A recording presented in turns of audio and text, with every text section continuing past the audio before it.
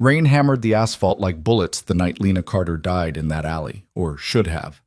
Blood mixed with dirty water beneath her cheek while Derek Vaughn's hands crushed her windpipe, and she understood with perfect clarity that survival was never guaranteed to people like her. Broken. Hunted. Alone with an 8-year-old nephew who hadn't spoken since watching his parents burn alive in a car wreck 3 months earlier. Then headlights cut through the darkness, and a man in a tailored black coat stepped from the shadows, wearing the calm expression of someone who decided whether people lived or disappeared. Adrian Russo. The name the city whispered with fear. He saved her life with 2 words, let go, and offered protection that felt more like a contract with the devil than salvation. If you want to know how a woman drowning in debt and a crime boss with blood on his hands became a family, stay until the end. Hit that like button and drop a comment with your city so I can see how far this story travels. Vaughn. The rain started 3 hours before Derek Vaughn found her. Lena Carter stood behind the counter at Marcello's Italian kitchen, watching water stream down the windows while her hands moved on autopilot. Wipe, stack, wipe again. The restaurant was closing. Just her and Jimmy, the line cook, left in the back.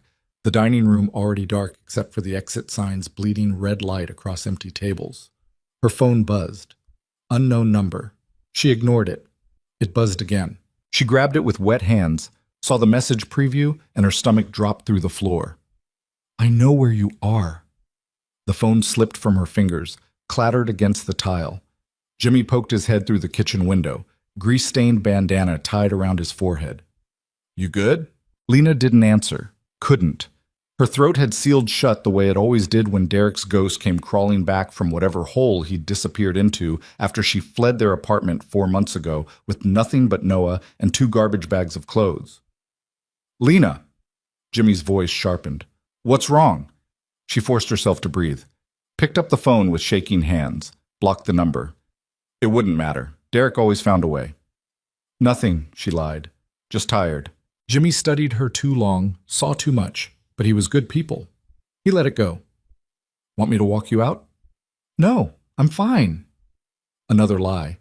She finished closing alone, checked the locks twice, stood in the kitchen doorway staring at the alley exit like it might swallow her whole. The rain had turned vicious, hammering the metal dumpsters loud enough to drown out thought. Her car was parked 3 blocks away because she couldn't afford the lot fees. She'd have to run for it. Lena pulled her jacket tight, shoved through the door, and stepped into hell. The alley was narrow, choked with dumpsters and recycling bins stacked against brick walls slick with rain. Security light above the door had been broken for weeks. Management kept promising to fix it, never did. She moved fast, head down, sneakers splashing through puddles that smelled like rotting food and piss. She made it maybe 20 feet before hands grabbed her from behind. Lena screamed. The sound died in her throat as an arm locked around her neck, dragging her backward into the darkness between 2 dumpsters. She clawed at the arm, kicked wildly, connected with nothing. Shut up, Derek's voice in her ear, familiar and wrong, soaked with rage and something worse, satisfaction. Just shut the hell up. He slammed her against the brick wall hard enough to crack her skull against stone. Stars exploded across her vision. Her knees buckled. Derek's hand found her throat, squeezed, lifted until her toes barely scraped ground. 4 months, he hissed. Spit flecked her face. His breath reeked of whiskey and cigarettes. 4 goddamn months you made me look for you. Lena couldn't breathe, couldn't speak. Her hand scrabbled uselessly at his wrist, while her lungs screamed for air that wouldn't come. Derek leaned closer, his face a shadow with wild eyes. Where's the kid? She tried to shake her head, couldn't. Noah belongs to me. You know that. I raised him after your bitch sister died. I fed him, clothed him. He's mine. Black spots crawled across Lena's vision. Her legs stopped fighting. This was it. This was how she died. In a filthy alley behind a restaurant that paid her $11 an hour, murdered by a man she'd once been stupid enough to love. Then light blazed through the darkness. Headlights. Bright and sudden, cutting through the rain like judgment. A car door opened. Footsteps. Calm. Measured. Moving closer. Derek's grip loosened just enough for Lena to drag in half a breath. Let her go. The voice was quiet. Male. Precise. It carried the kind of authority that didn't need volume, the tone of a man who expected obedience because he'd never been refused. Derek's head snapped toward the light. Mind your own business. You're in my alley. That makes it my business. Lena's vision cleared enough to see him, a silhouette backlit by headlights, tall and lean in a tailored black coat that probably cost more than her rent. Rain ran off the fabric like it didn't dare cling. His face was shadow and sharp angles, but his posture radiated the kind of control that came from knowing exactly how dangerous he was. Derek laughed. Actually laughed. Your alley? Who the hell? Adrian Russo. The name hit like a bullet. Derek's hand spasmed on Lena's throat. She felt his whole body go rigid. Everyone in the city knew that name. Everyone with half a brain feared it. I don't want trouble, Derek said, and for the first time his voice carried something other than rage. Fear. Just taking back what's mine. She's not an object. Adrian stepped closer, slow and deliberate. The headlights illuminated him fully now. Dark hair slicked back from a face too composed to be natural, sharp jaw, eyes like black glass. Mid-30s, maybe. Handsome in the way predators were handsome. And you're going to let her go before I make you. Derek's fingers tightened. Lena choked. You threatening me? Adrian tilted his head, considering. No. I'm giving you an opportunity. Walk away. Forget you were here. Forget she exists. She stole my kid. Not your kid. Adrian's voice didn't rise, but the temperature in the alley dropped 10 degrees. Let her go. For 3 heartbeats, nothing happened. Rain hammered. Lena's vision tunneled. Derek's hand trembled against her throat. Then he shoved her away so hard she collapsed into a puddle, gasping and retching while her lungs screamed. Derek backed toward the street, hands raised, eyes locked on Adrian. This isn't over. Yes, Adrian said quietly. It is. Derek ran. Lena stayed on her hands and knees, coughing up bile and rainwater while her throat burned like she'd swallowed glass. Footsteps approached. She flinched. Easy. Adrian crouched beside her, coat fanning out across the wet ground. Up close, his face was impossible to read, beautiful and cold as a Renaissance sculpture. Can you stand? She tried. Failed. Her legs had turned to liquid. Adrian didn't ask permission. He slid one arm beneath her shoulders, the other under her knees, and lifted her like she weighed nothing. Lena wanted to fight, to scream, to do anything except let this stranger carry her to his car, but her body had shut down, shock flooding every nerve. He set her in the back seat. Leather. Warm. Smelled like expensive cologne and something darker. Gunpowder, maybe. The driver up front didn't turn around, didn't speak, just started the engine when Adrian climbed in beside her. Hospital? The driver asked. No. Lena's voice came out wrecked, barely recognizable. I can't afford... I'm fine. Adrian studied her with those unreadable eyes. You're not fine.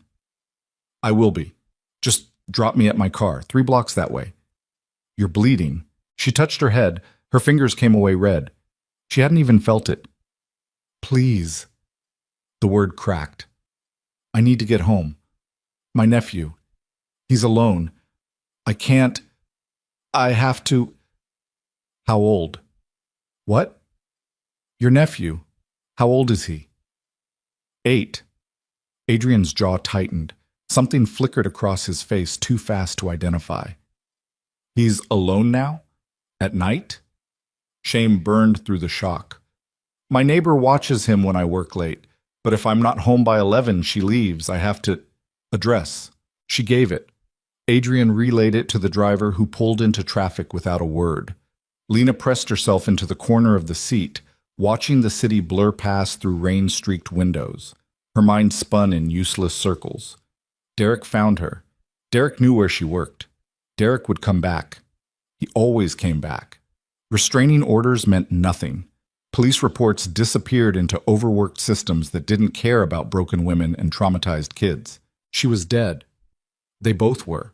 It was just a matter of time. What's your name? Adrian asked. She didn't want to answer.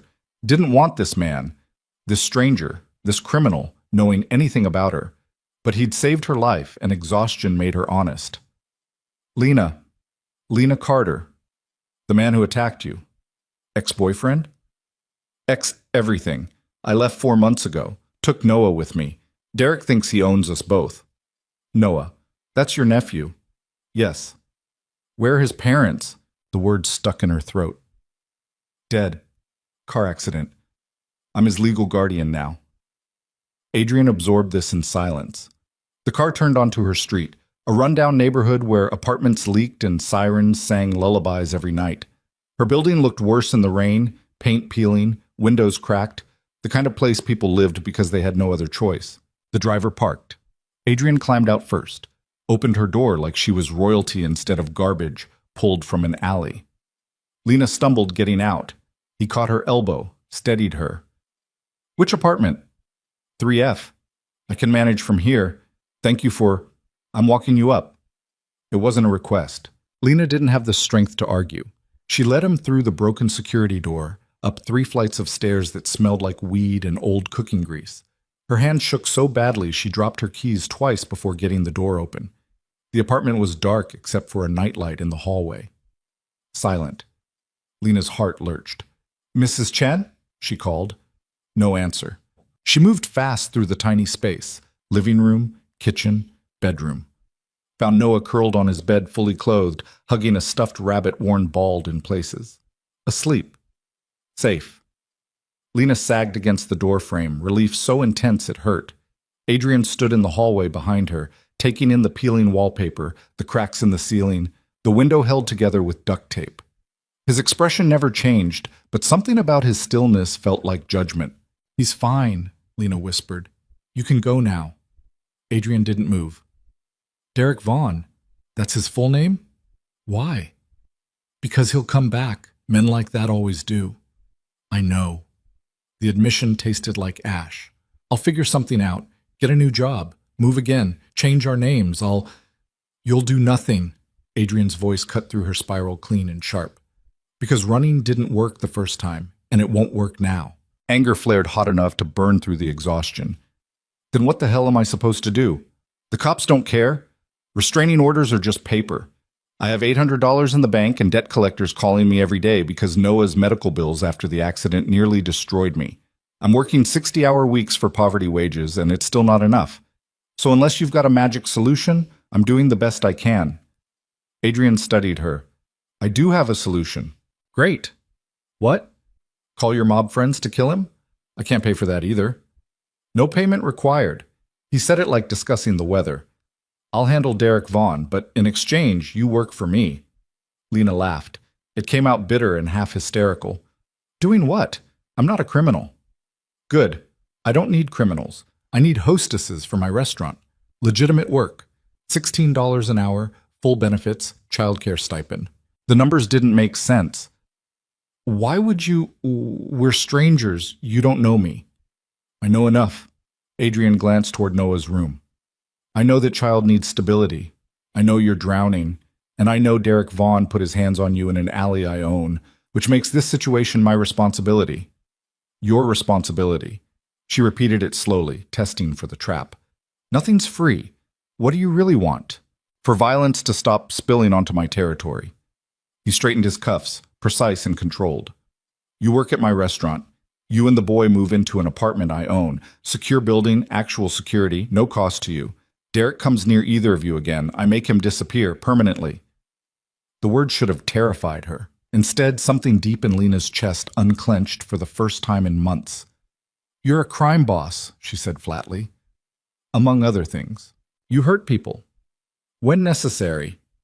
And you expect me to just, what, trust you? Adrian's mouth curved in something that wasn't quite a smile.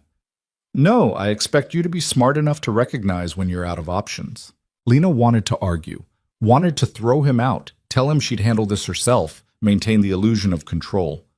But she was so goddamn tired, tired of running, tired of fear, tired of checking over her shoulder every second of every day while Noah grew quieter and more broken. I need to think about it. You have until tomorrow night.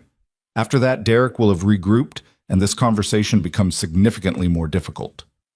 Adrian pulled a card from his coat pocket, held it out. Heavy stock, embossed lettering, just a phone number. Call me when you decide. He left without waiting for a response. Lena stood in her cracked hallway holding the card, listening to his footsteps fade down the stairs. In his room, Noah stirred, made a small sound in his sleep. Lena went to him, sat on the edge of his bed, smoothed dark hair back from his forehead. He looked so young, so breakable. He hadn't spoken a real word since the accident, just nodded or shook his head when pressed, drew pictures of fires and twisted metal that his therapist said were normal processing. He deserved better than this. Better than an aunt who couldn't keep them safe. Better than nights alone because Lena had to work herself sick just to keep them fed. Her phone buzzed. Unknown number. You can't hide from me forever.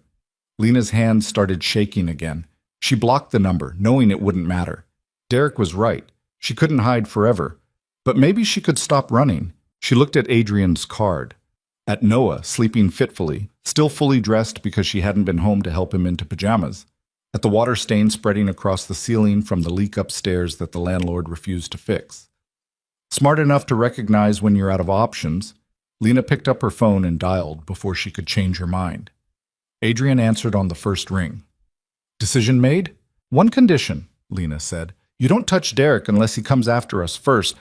I'm not asking you to murder someone just because I'm scared. Silence. Then, agreed? When do we start? I'll have movers at your apartment tomorrow at 9. Bring what you want to keep. Everything else gets replaced. A car will pick you up at noon for your first shift. That fast? When I make a decision, Ms. Carter, I commit to it completely. His voice carried an edge she couldn't quite identify. Get some sleep. Tomorrow your life changes. He hung up. Lena sat in the dark, holding her phone, wondering if she'd just made a deal with the devil or found the only person willing to keep them alive. In the end, she supposed it didn't matter. Either way, there was no going back now. The movers arrived at 8:47 a.m. 3 men in matching uniforms who worked with military efficiency.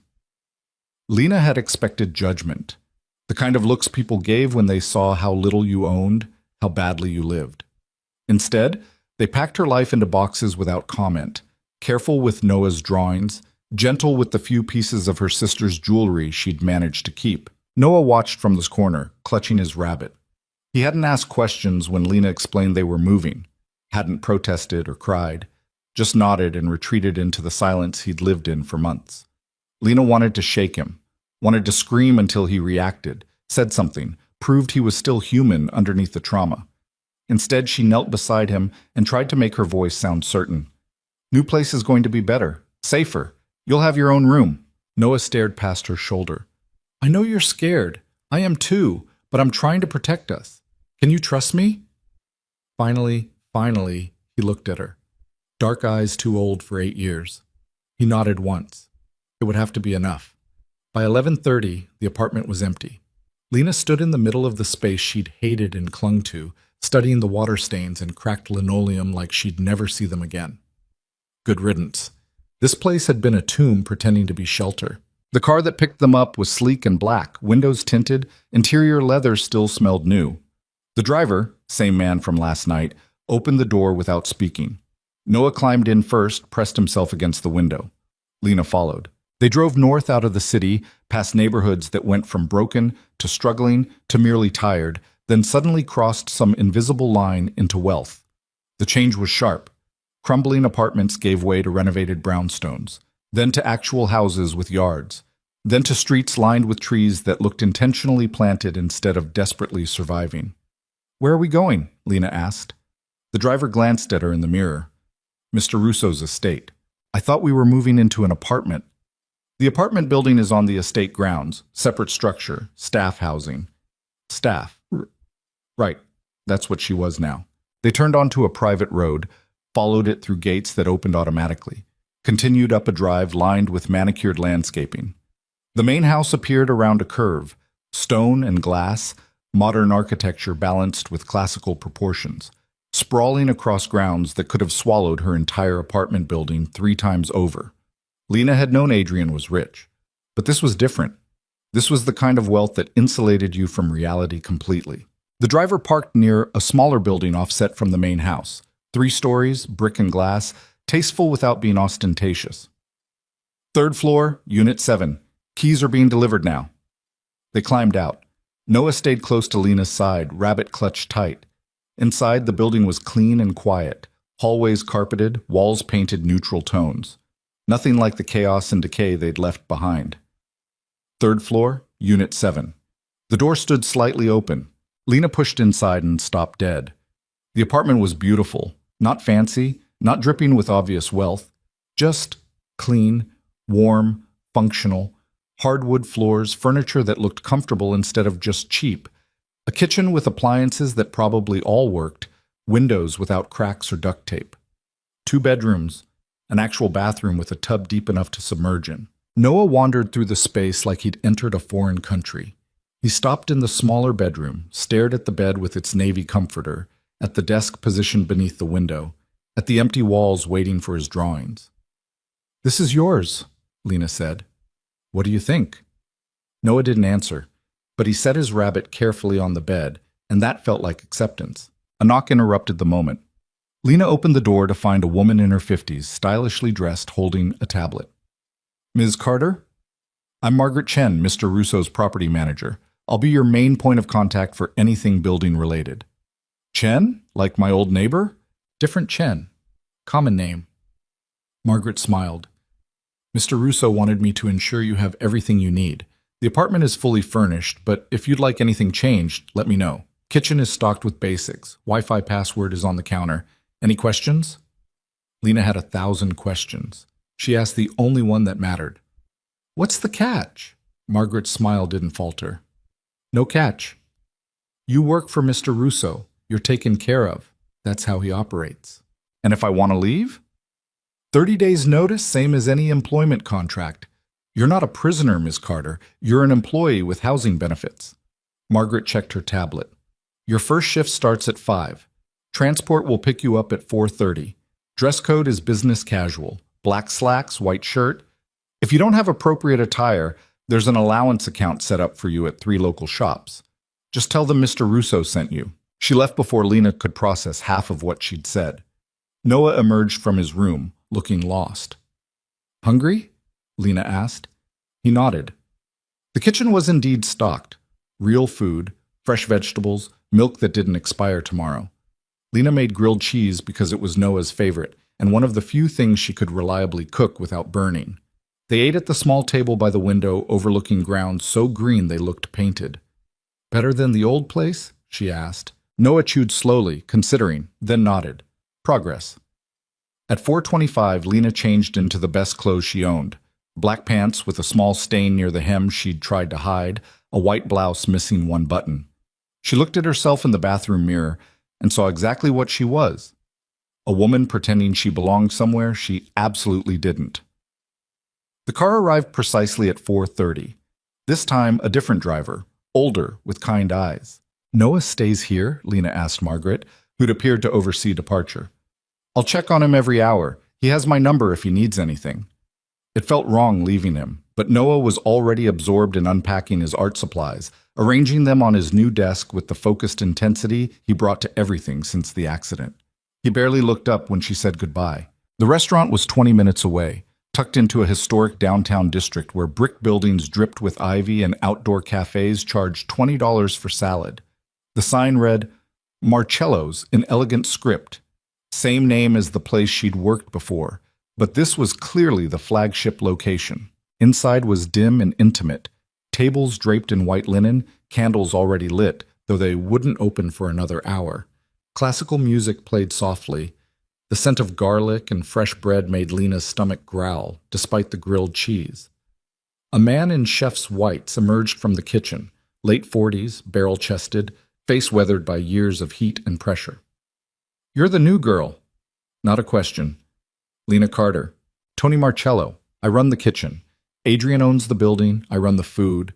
Your hostess tonight. Think you can smile and point people at tables without causing chaos?" "I worked hostess at your other location for 2 months." "That shithole?" Tony snorted. "This is different. We get people who actually know food here. Politicians, businessmen, the kind of customers who complain if you breathe wrong. Can you handle that?" Lena thought about Derek's hands on her throat, about blood in alley water, about everything she'd survived in the past 24 hours. I can handle it. Tony studied her, seemed to find something satisfactory. Good. Training is Sarah's job. She'll show you the system. Don't screw up, and we'll get along fine. Sarah turned out to be a woman around Lena's age with perfect makeup and a smile that didn't reach her eyes. She ran Lena through the reservation system, the table rotation, the VIP section, the 10,000 unspoken rules about who sat where and when. Adrian comes in most nights, Sarah said casually. Usually around 8. He has a standing table in the back corner. Never sits anywhere else. Never brings dates. Sometimes brings business associates. You don't look at them, don't listen to their conversations, definitely don't repeat anything you might overhear. Got it. He'll probably ignore you completely. Don't take it personally. He's not interested in small talk with staff. Lena wondered if Sarah knew about last night. Decided she probably didn't. The restaurant opened at 6. Within minutes, the quiet space transformed into controlled chaos. Tables filling, servers moving with practiced efficiency, Tony's voice booming orders from the kitchen. Lena managed the door, greeted guests, navigated the reservation system without major disasters. At 8:07, Adrian Russo walked through the door. He looked different in a charcoal suit instead of the black coat, hair styled back, but the same cold control radiated from him. 2 men flanked him, both large, both alert, in that particular way that screamed security. Adrian's eyes found Lena immediately. Something flickered across his face. Recognition, maybe, or assessment. "Good evening, Mr. Russo," she said, proud her voice stayed level. "Your usual table? Please." She led them through the dining room, aware of eyes following Adrian's passage. People knew him here, feared him, or respected him, or both. She seated him in the corner booth, private and positioned to see the entire room. "Your server will be right with you." Adrian nodded dismissal. Lena turned to leave. "Miss Carter," she stopped. "Yes? How is Noah settling in?" The question caught her off guard. "Fine. Good. The apartment is... Thank you. If he needs anything, tell Margaret." Adrian's attention had already shifted to the menu. "That applies to you as well." Lena fled back to the hostess stand, heart hammering for reasons she couldn't name. The night blurred into a rhythm of greeting and seating, smiling until her face hurt, ignoring the way certain men looked at her like she was on the menu. Adrian stayed in his corner booth for 2 hours, conducting quiet conversations with the men who sat across from him. Lena couldn't hear words, but she caught tones. Negotiation, threat, agreement. At 10:15, Adrian stood. His security team materialized from somewhere. He moved toward the exit, paused at her station. "You did well tonight. I seated people. Not exactly complicated." His mouth curved slightly. "You'd be surprised how many people managed to make it complicated." He produced another card from his suit jacket. "My direct line. If Derek contacts you, calls, texts, shows up anywhere, you call me immediately. Understood?" Lena took the card. "I can't be calling you every time I get scared." "Yes," Adrian said quietly. "You can." He left before she could respond. Sarah appeared at her elbow. "What was that about?" "Nothing. Just checking I knew what I was doing." "Adrian doesn't check on hostesses, ever." Sarah's eyes narrowed with speculation. "Did you know him before?" "No." The lie came easily. Lena was good at lying now. Had to be. The restaurant closed at 11. Cleanup took another hour. The driver picked her up at 12:15, deposited her back at the apartment building at 12:40. The halls were silent, other units dark. Inside her new home, Margaret sat reading on the couch. "How's Noah?" Lena asked. "Perfect angel. Did homework, drew for a while, went to bed at 9 without protest." Margaret stood, gathering her things. "He's a sweet boy. He doesn't talk." "I noticed. Trauma?" Lena nodded. "Give him time and space. Healing isn't linear." Margaret paused at the door. "You did good tonight, by the way. I heard. How did you..." Mr. Russo called. He checks on his people. After Margaret left, Lena stood in the kitchen, processing. Adrian had called to check she was okay. Had asked about Noah. Had given her a direct line. None of it fit the image of a ruthless crime boss who saw people as assets. She checked Noah's room. He was asleep, rabbit tucked under one arm, breathing deep and even. Safe. In her own room, Lena changed into pajamas and collapsed onto a bed more comfortable than anything she'd slept on in years. Her body ached. Her throat was still bruised. But for the first time in 4 months, the knot of constant terror in her chest had loosened. Maybe this would work. Maybe Adrian Russo actually meant what he said about protection. Maybe she could stop running. Her phone buzzed on the nightstand. Unknown number. Saw you tonight. New job? Nice place. Won't save you. The terror came roaring back. Lena grabbed Adrian's card with shaking hands, dialed the number. He answered immediately. What happened? Derek. He knows where I work. He saw me. Her voice cracked. He sent, forward me the message. I'm handling this. What does that mean? Adrian, what are you going to... It means you and Noah will be safe. I gave you my word. His voice carried absolute certainty. Go to sleep, Lena. I'll take care of it. How? But he'd already hung up. Lena forwarded the message, then sat on her bed, staring at her phone, waiting for it to buzz again with threats or worse. Waiting for the fear to drag her back under. It didn't. The phone stayed silent. At 2:47 a.m., exhaustion finally won. Lena fell asleep fully dressed, lights still on, Adrian's card clutched in one hand like a talisman against the darkness. She didn't know that across the city, Derek Vaughn was being dragged from his apartment by men who moved like shadows and didn't bother with explanations. Didn't know Adrian Russo sat in a warehouse office, watching through one-way glass while Derek screamed apologies and promises and pleas that meant nothing at all. Didn't know that by sunrise, Derek would be on a bus to a city 3 states away with a new identity, a low-level job, and a bank account containing exactly enough money to survive, along with very clear instructions that returning to this city, contacting Lena Carter, or even thinking Noah's name would result in consequences that made tonight's conversation seem gentle. Lena didn't know any of that. She just knew that when she finally woke at 7:23 a.m., to morning light streaming through clean windows, her phone contained one message from Adrian. Situation handled. He won't bother you again. And for the first time in longer than she could remember, Lena actually believed someone when they promised to keep her safe.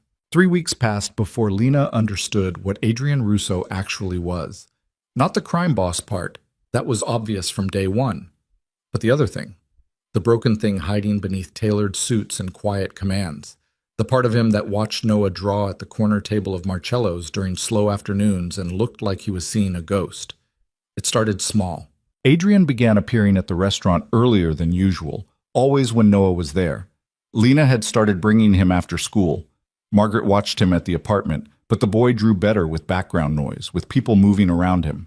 He'd set up his colored pencils at table 12, the one tucked behind a support beam where nobody bothered him, and draw for hours. Buildings on fire. Cars twisted into metal sculptures. Stick figures with scribbled-out faces. His therapist said it was healthy. Processing. Lena wasn't convinced anything about those pictures was healthy, but she wasn't a professional, so she kept her mouth shut and let him draw. Adrian noticed. The first time he'd walked past Noah's table, stopped, stared at a particularly vivid sketch of flames consuming a vehicle. Something had shifted in his expression, gone flat and distant, like he'd left his body entirely. That's very good, he'd said quietly. Noah hadn't looked up, hadn't acknowledged the compliment, just kept drawing. Adrian had stood there another 30 seconds, then walked away without ordering his usual scotch. The second time, he'd actually sat down. Didn't ask permission, just pulled out the chair across from Noah and watched him work. Lena had been setting tables nearby, close enough to intervene if needed, but Noah didn't flinch, didn't stop drawing. The silence between them stretched comfortable and strange. You like fire, Adrian said finally. Noah's hand paused, then kept moving. Or you're afraid of it, hard to tell which. The colored pencil, red, pressed harder against paper. I was afraid of fire when I was your age, Adrian continued, voice so low Lena had to strain to hear. Terrified. Couldn't even light birthday candles without shaking. Noah's hand stopped completely. Want to know why? The boy's shoulders tensed. Then, slowly, he nodded. Lena's breath caught. Noah hadn't responded to anyone in months, not even her.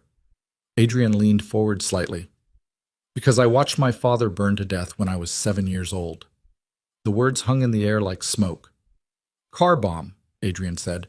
Meant for someone else. Wrong place, wrong time. I was supposed to be in that car with him, but I'd forgotten my backpack, ran back inside to get it. Came out just in time to see the explosion. Noah finally looked up. Dark eyes met darker ones. I didn't speak for a year after that, Adrian said. Not one word. Therapists, doctors, specialists, nobody could make me talk. I was just gone. Locked inside my own head where it was safer. Lena's chest constricted. She shouldn't be hearing this. This wasn't meant for her. What brought you back? The question came from Sarah, who'd materialized beside Lena, watching the scene with undisguised fascination. But Adrian wasn't talking to them. Was talking only to Noah. Time, he said, and someone who didn't push, who just waited until I was ready. He stood, straightened his jacket. You'll talk again when you're ready. Until then, keep drawing. It helps. He'd walked away without looking at Lena, without acknowledging he'd just cracked himself open in the middle of a restaurant. Noah had gone back to his sketch, but something had changed. The lines came easier, less jagged. That night after closing, Sarah cornered Lena by the hostess stand. What the hell was that? I don't know. Adrian doesn't talk about his father, ever. I've worked here 6 years. Nobody even knows how he died. There are rumors, but... Sarah studied Lena too closely. What's going on between you two? Nothing. Lena. He helped me out of a bad situation. That's all. Adrian doesn't help people. He uses them or destroys them. That's how he operates. Sarah's voice dropped. Whatever you think this is, whatever he's told you, be careful. Men like him don't change. They just get better at hiding what they are. Lena wanted to argue. Couldn't. Because Sarah was probably right. But that didn't explain why Adrian kept showing up early. Why he brought Noah art supplies, expensive ones, professional grade, and left them at table 12 without explanation. Why he'd had Margaret enroll Noah in a private school that specialized in trauma recovery, covering the tuition without asking Lena's permission. I'm handling it, Lena said. Sarah didn't look convinced. Sure you are. The next shift, Adrian arrived at 4 instead of 8. The restaurant was barely open, just Tony in the kitchen prepping for dinner service. Noah sat at his usual table, working on a new drawing, less fire this time, more buildings. Adrian stopped at the hostess stand. May I? Lena glanced at Noah. He doesn't mind you. I'm asking you. The distinction mattered somehow. Lena nodded. Adrian crossed to Noah's table, but this time he carried something, a large flat case. He set it down carefully, opened it. Oil pastels, at least 100 colors arranged in perfect rows. Noah's eyes went wide. For blending, Adrian said. Colored pencils are good for detail, but sometimes you need something that moves differently. May I show you? Noah nodded. For the next 20 minutes, Lena watched Adrian Russo, billionaire, crime lord, the man the city feared, teach an 8-year-old boy how to layer colors until they sang. His hands moved with surprising gentleness, guiding Noah's smaller fingers, showing him how to smudge edges, how to build depth. Tony emerged from the kitchen, stopped dead. Is that... Don't, Lena said quietly. They watched together. Never seen him like that, Tony muttered. 15 years I've known Adrian. Never seen him soft. He's not soft. No, but he's something different with that kid. Tony's eyes narrowed. Your boy? Nephew. Where are his parents? Dead. Shit. Tony was quiet a moment. Adrian lost his whole family young. Parents, sister. That's how he ended up running the business before he was 25. Nobody left to do it. He headed back to the kitchen, paused. Be careful, Lena. Adrian doesn't let people in. When he does, it's because he needs something. Figure out what that is before you're in too deep. But Lena suspected she was already in too deep. Because that night, when Margaret came to collect Noah from the restaurant, Adrian had asked a question that changed everything. Would Noah like to see the estate? The grounds have gardens, koi pond, plenty of space to run. He doesn't run, Lena said automatically. Hasn't since the accident. Still, the offer stands. Tomorrow afternoon if you're both free. Lena should have said no. Should have maintained distance between her son and this dangerous man. Instead, she heard herself say, We're free. Adrian's expression didn't change, but something in his eyes lightened. I'll send a car at 2. The estate in daylight was somehow more intimidating than at night. Sprawling and pristine, every detail precisely controlled. The car dropped them at the main house, massive stone and glass structure that looked like it belonged in an architecture magazine. Adrian met them at the door, dressed casually for the first time since Lena had known him. Dark jeans, black sweater, no tie. He looked younger, more human. "Welcome," he said. Then to Noah, "Want to see the pond first?" Noah nodded eagerly, the most animation Lena had seen from him in weeks. They walked through manicured gardens, past sculptures and fountains, down a stone path that wound through trees. The koi pond sat in a clearing, large and peaceful, filled with orange and white fish the size of Lena's forearm. Noah dropped to his knees at the edge, watching the fish glide beneath lily pads. "You can feed them if you want," Adrian said. He produced a small container of food pellets. Just a pinch. Noah took the container carefully, sprinkled food across the water. The koi surged upward, mouths opening like flowers. The boy's face split into the first real smile Lena had seen since before his parents died. Something cracked open in her chest. "Thank you," she said quietly. Adrian shook his head. He needed this. Space to breathe, to be a child instead of a tragedy. "You've done too much already. The school, the art supplies, it's not enough." Adrian watched Noah with an intensity that felt almost painful. A child shouldn't carry that kind of grief alone. "He has me." "You're drowning too. Don't pretend you're not." The words hit harder than they should have. Lena's throat tightened. "I'm managing." "You're surviving. There's a difference." Adrian finally looked at her. "When was the last time you did something for yourself? Slept through the night? Weren't afraid?" "I don't have the luxury." "You do now. That's the point." His voice gentled. "Let me help, Lena. Not because I want something from you. Because I understand what it's like to raise a child in the wreckage of trauma." "You don't have kids." "No, but I was one. And the people who helped me survive, who gave me space to be broken without rushing my healing, they saved my life." He turned back to Noah. "I'm just paying it forward."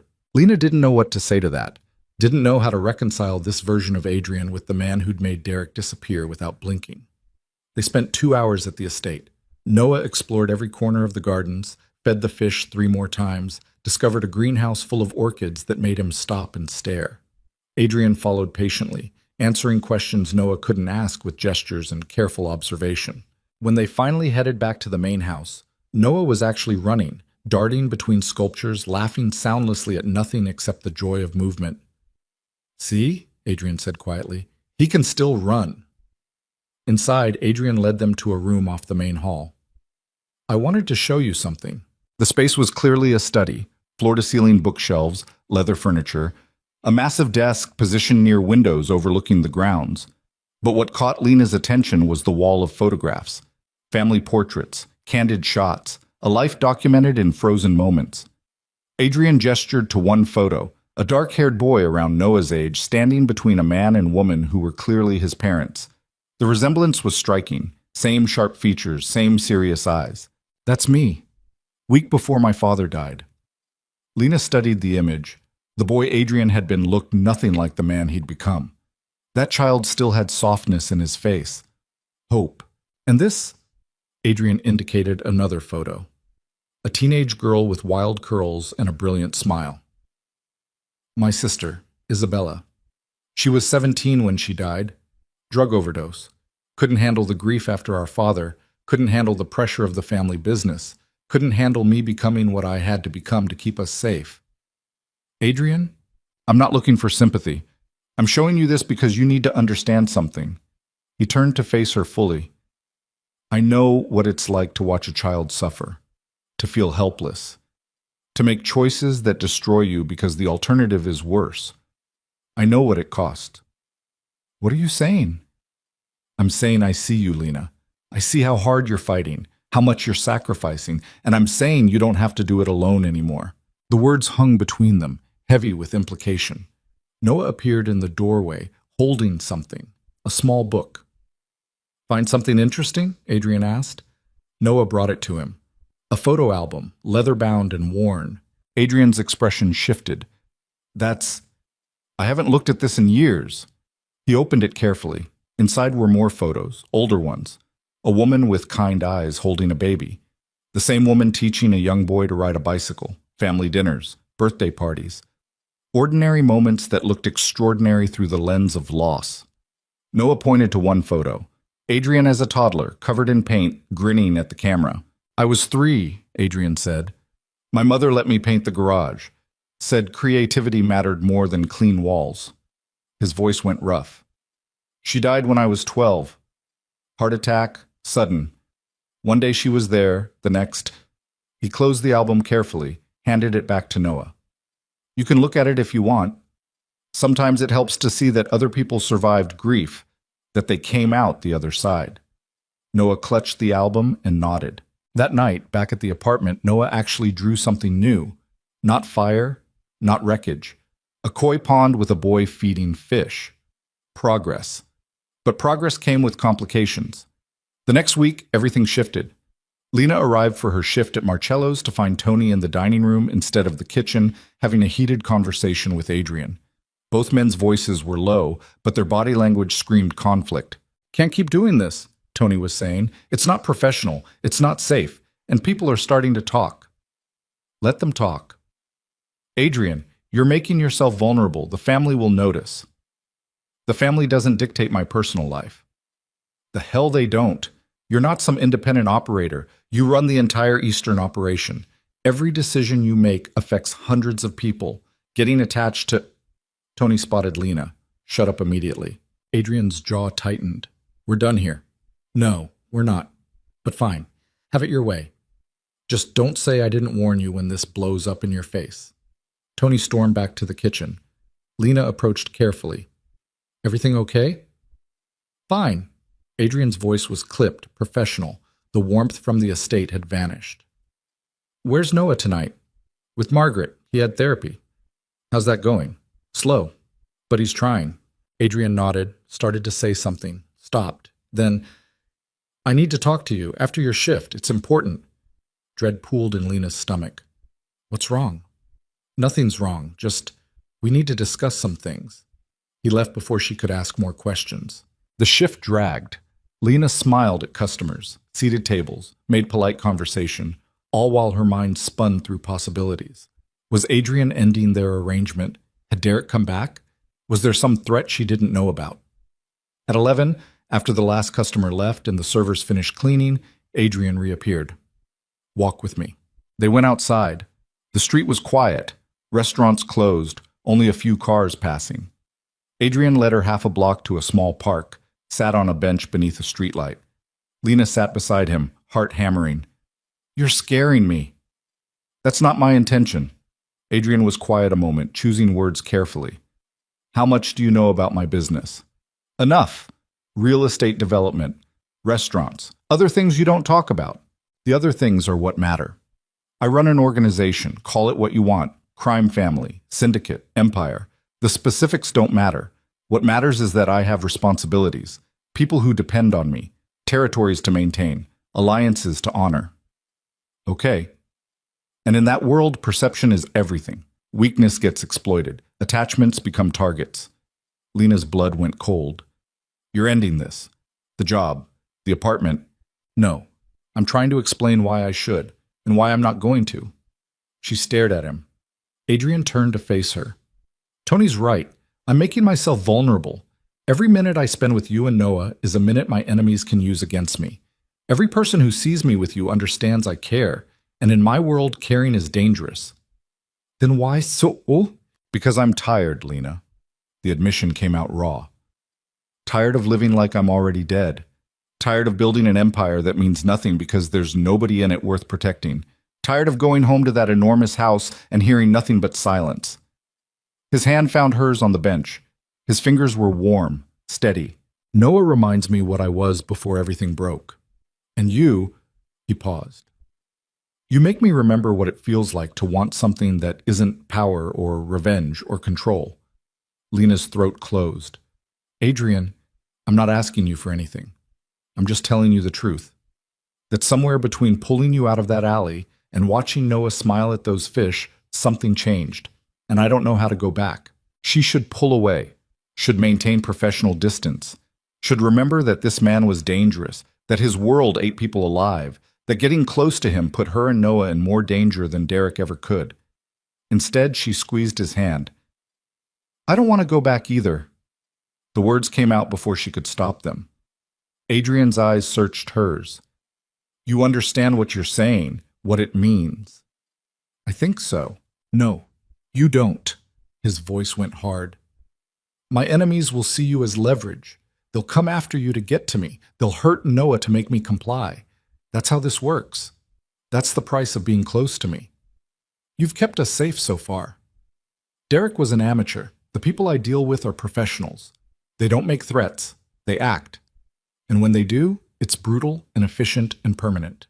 Fear spiked through her, but beneath it was something stronger, something that felt uncomfortably like certainty.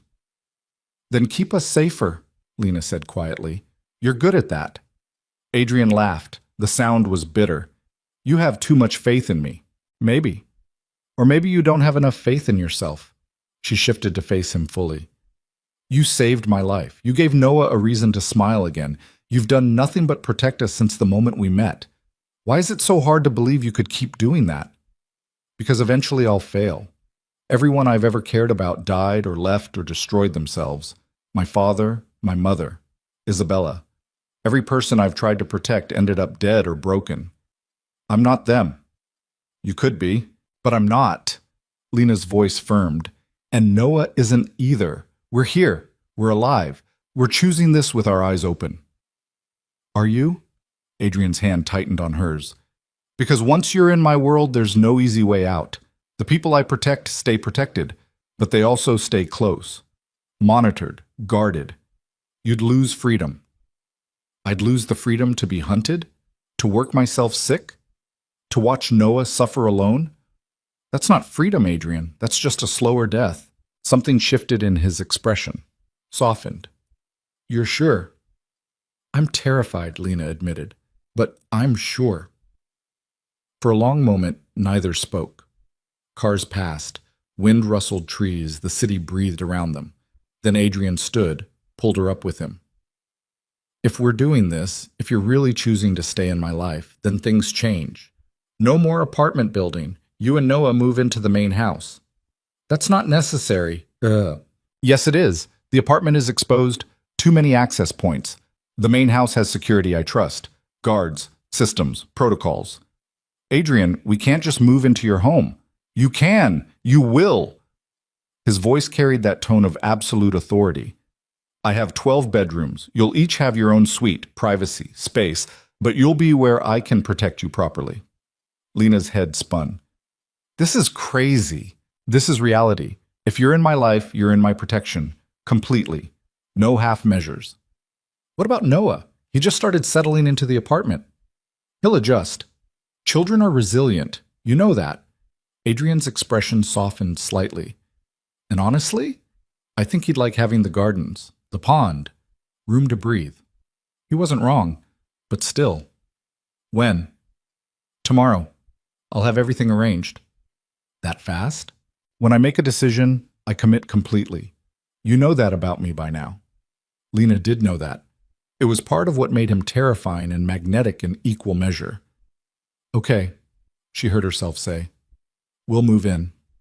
Adrian's shoulders relaxed fractionally, like he'd been braced for refusal. There's something else, he said. Of course there was. I'm hiring additional security for Noah, personal detail, someone who stays with him at school, during therapy, everywhere. He'll hate that. He'll adjust. Non-negotiable, Lena. If you're in my life, he gets protected properly. She wanted to argue, couldn't find solid ground, because Adrian was right. If they were doing this, they had to do it correctly. Fine, but he gets input on who. If the guard makes him uncomfortable, then we find someone else. Agreed. Adrian checked his watch. It's late. I'll have the car take you home. Tomorrow at noon, movers will handle everything. You're not even going to ask what I think about all this? I just did. You said yes. I said yes to staying in your life, not to being managed like a project. Adrian's mouth curved slightly. You want autonomy? Keep it. Make your own decisions about work, friends, how you spend your time. But security isn't negotiable. Neither is location. Those are the boundaries. Boundaries. Right. Lena shook her head. You're impossible. I'm careful. There's a difference. The car appeared at the curb, perfectly timed, like everything in Adrian's world. He walked her to it, opened the door himself. Lena, she paused. I meant what I said earlier, about caring, about being tired. His voice dropped. You and Noah, you're not a project, you're...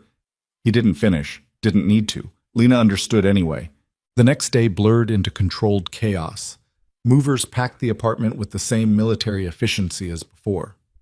Margaret appeared with floor plans of the main house, showed Lena 2 adjoining suites on the second floor, one for her, one for Noah, connected by a shared sitting room. The spaces were beautiful, elegant without being cold. Noah's room had floor-to-ceiling windows overlooking the gardens, a built-in desk for drawing, shelves already stocked with art supplies. Mr. Russo wanted Noah to feel at home immediately, Margaret explained. Noah explored his new room slowly, touching everything like it might disappear. When he found the closet already filled with new clothes in exactly his size, he turned to Lena with wide eyes. It's okay, she said. This is real. We're staying. He nodded. Then carefully, he unpacked his rabbit, set it on the bed. Acceptance. That night, Adrian joined them for dinner in the main dining room, a space large enough to seat 20 but set for just 3. The meal was simple. Pasta, salad, garlic bread, nothing fancy. Noah ate quietly, stealing glances at Adrian when he thought nobody was looking. How's the room? Adrian asked. Noah gave a thumbs up. Good. If you want anything changed, paint color, furniture, whatever, just tell Margaret. This is your home now. You should like it. Your home. The words settled between them like a promise. After dinner, Adrian showed them the rest of the house. Library, home theater, indoor pool. A gym Noah completely ignored. But when they reached the art studio on the 3rd floor, a massive space with natural light and every supply imaginable, the boy actually gasped. I don't use it, Adrian said. It was my sister's. She was an artist, incredible talent. But after she died, he trailed off. Nobody's touched it in 15 years. It's yours now if you want it. Noah looked at Lena. She nodded. The boy walked into the studio like entering sacred space, ran his hands over easels, open drawers full of brushes and paints and canvas. His face transformed into something Lena hadn't seen since before the accident. Pure joy. Thank you, she whispered to Adrian. He deserves it. They stood together watching Noah explore, and for a moment Lena let herself imagine this was normal, that they were a family instead of a broken woman, a traumatized child, and a crime boss playing house. Then Adrian's phone buzzed. He checked it. His expression went cold. I need to take this. Marcus will show you back to your rooms. One of the security guards materialized from nowhere. Adrian disappeared down the hall, already talking in low, clipped tones. Marcus, late 30s, built like a wall, smiled apologetically. Mr. Russo's schedule is demanding. He tries to be present when he can. It's fine. We understand. But as Marcus led them through the mansion's corridors, Lena caught glimpses of Adrian's other life. Guards stationed at every entrance. Security monitors showing camera feeds from the grounds. The faint sound of raised voices from behind a closed door. This wasn't a home. It was a fortress. And they'd just moved into the center of it. That night, lying in a bed more comfortable than anything she'd ever owned, staring at ceiling moldings that probably cost more than her car, Lena finally let herself feel the full weight of what she'd agreed to. She'd put herself and Noah directly in the crosshairs of whatever war Adrian was fighting, and she had no idea if they'd survive it. Her phone buzzed. Text from Adrian. Sleep well. Guards are positioned outside both your rooms. You're safe. Another text came immediately after. And Lena? Thank you. For trusting me, for staying. It means more than I know how to say. She stared at the messages for a long time before responding. Don't make me regret it. 3 dots appeared. Disappeared. Appeared again. I'll do everything in my power to make sure you don't. Lena set her phone aside and closed her eyes. In the room next to hers, Noah slept peacefully for the first time in months, surrounded by luxury and protection and the promise of safety. She should feel grateful, relieved. Instead, she felt the countdown starting, because men like Adrian Russo didn't get happy endings, and people who loved them usually didn't either. But she'd made her choice. Now she just had to survive the consequences. 6 weeks of peace. That's all they got. 6 weeks of routine and stability. Noah attending his new school, slowly starting to heal. Lena working at the restaurant, learning to navigate the careful dance between staff who knew what Adrian was and those who just saw a generous boss. 6 weeks of family dinners in that enormous dining room, of watching Adrian teach Noah to play chess, of quiet evenings in the library while rain hammered the windows. 6 weeks before everything shattered. The call came at 3:47 a.m. Lena woke to pounding on her door, heart already racing. She grabbed her robe, yanked open the door to find Marcus, fully armed, expression grim. "What's wrong?" "Mr. Russo needs you in his office. Now." The walk through dark hallways felt eternal. Marcus led her to a part of the house she'd never entered, the business wing, where Adrian conducted the work he never discussed. Heavy doors, thick carpets that swallowed sound, the scent of cigar smoke and expensive whiskey. Adrian's office was massive, dark wood paneling, floor-to-ceiling windows overlooking the grounds, a desk that looked like a weapon. He stood behind it, still fully dressed despite the hour, phone pressed to his ear. When he saw Lena, he ended the call immediately. "Sit." She sat. Adrian poured 2 glasses of scotch, slid one across the desk. Lena didn't drink, just waited. "Derek Vaughn was released from supervised monitoring yesterday," Adrian said flatly. The words took a moment to penetrate. When they did, ice flooded Lena's veins. "What? How? You said—" "I said I handled it. I did. He was supposed to stay out of state for 2 years minimum, supervised, monitored, controlled." Adrian's knuckles whitened around his glass. "Someone with influence intervened, got him released early, gave him clearance to return to the city." "Who would do that?" "Someone who wants to hurt me." Adrian drained his scotch in one swallow. "Derek showing up, finding you, that wasn't random. He was pointed in your direction, used as a weapon." Lena's hand started shaking. "By who?" "Rival family, the Castellanos. They've been pushing into my territory for months. I've pushed back. Now they're escalating." "So what? Derek is what?" "A pawn." "Derek is a motivated amateur with a grudge and nothing to lose. The perfect tool." Adrian refilled his glass. "He was spotted in the city 6 hours ago. My people have been tracking him since. He went straight to your old apartment building. When he didn't find you there, he started asking questions." "Does he know about here?" "Not yet, but he will. It's only a matter of time." Lena stood, paced to the window. Outside, floodlights illuminated the grounds. Guards patrolled in pairs. This fortress that was supposed to keep them safe suddenly felt like a target. "What do we do?" "You and Noah leave. Tonight. I have a safe house on the coast. Fortified, isolated, defendable. You stay there until I end this." "End it how?" Adrian's silence was answer enough. "No." Lena turned to face him. "You're not killing him. He's a threat. He's also a human being. A broken, stupid, angry human being, but still a human being who tried to murder you in an alley, who terrorized you for months, who will absolutely try again now that he's been weaponized by people who know how to maximize damage. I don't care. I won't let you become a murderer because of me." "Lena." Adrian stood, moved around the desk. "I've been a murderer since I was 19 years old. That ship sailed a long time ago." The casual admission should have horrified her. Somehow it didn't. "How many?" she heard herself ask. "Does it matter?" "Yes." Adrian studied her. 11. That I pulled the trigger on personally. Dozens more that I ordered. Hundreds if you count indirect casualties of territory wars and enforcement actions. Lena absorbed this. "And you're okay with that?" "No. But I'm functional with it. There's a difference." He moved closer. "This is who I am, Lena. Who I've always been. I'm not asking your permission. I'm telling you what's going to happen. Derek Vaughn will be dealt with, permanently. The Castellanos will be sent a message they can't ignore. And you and Noah will be moved to a location where neither threat can touch you."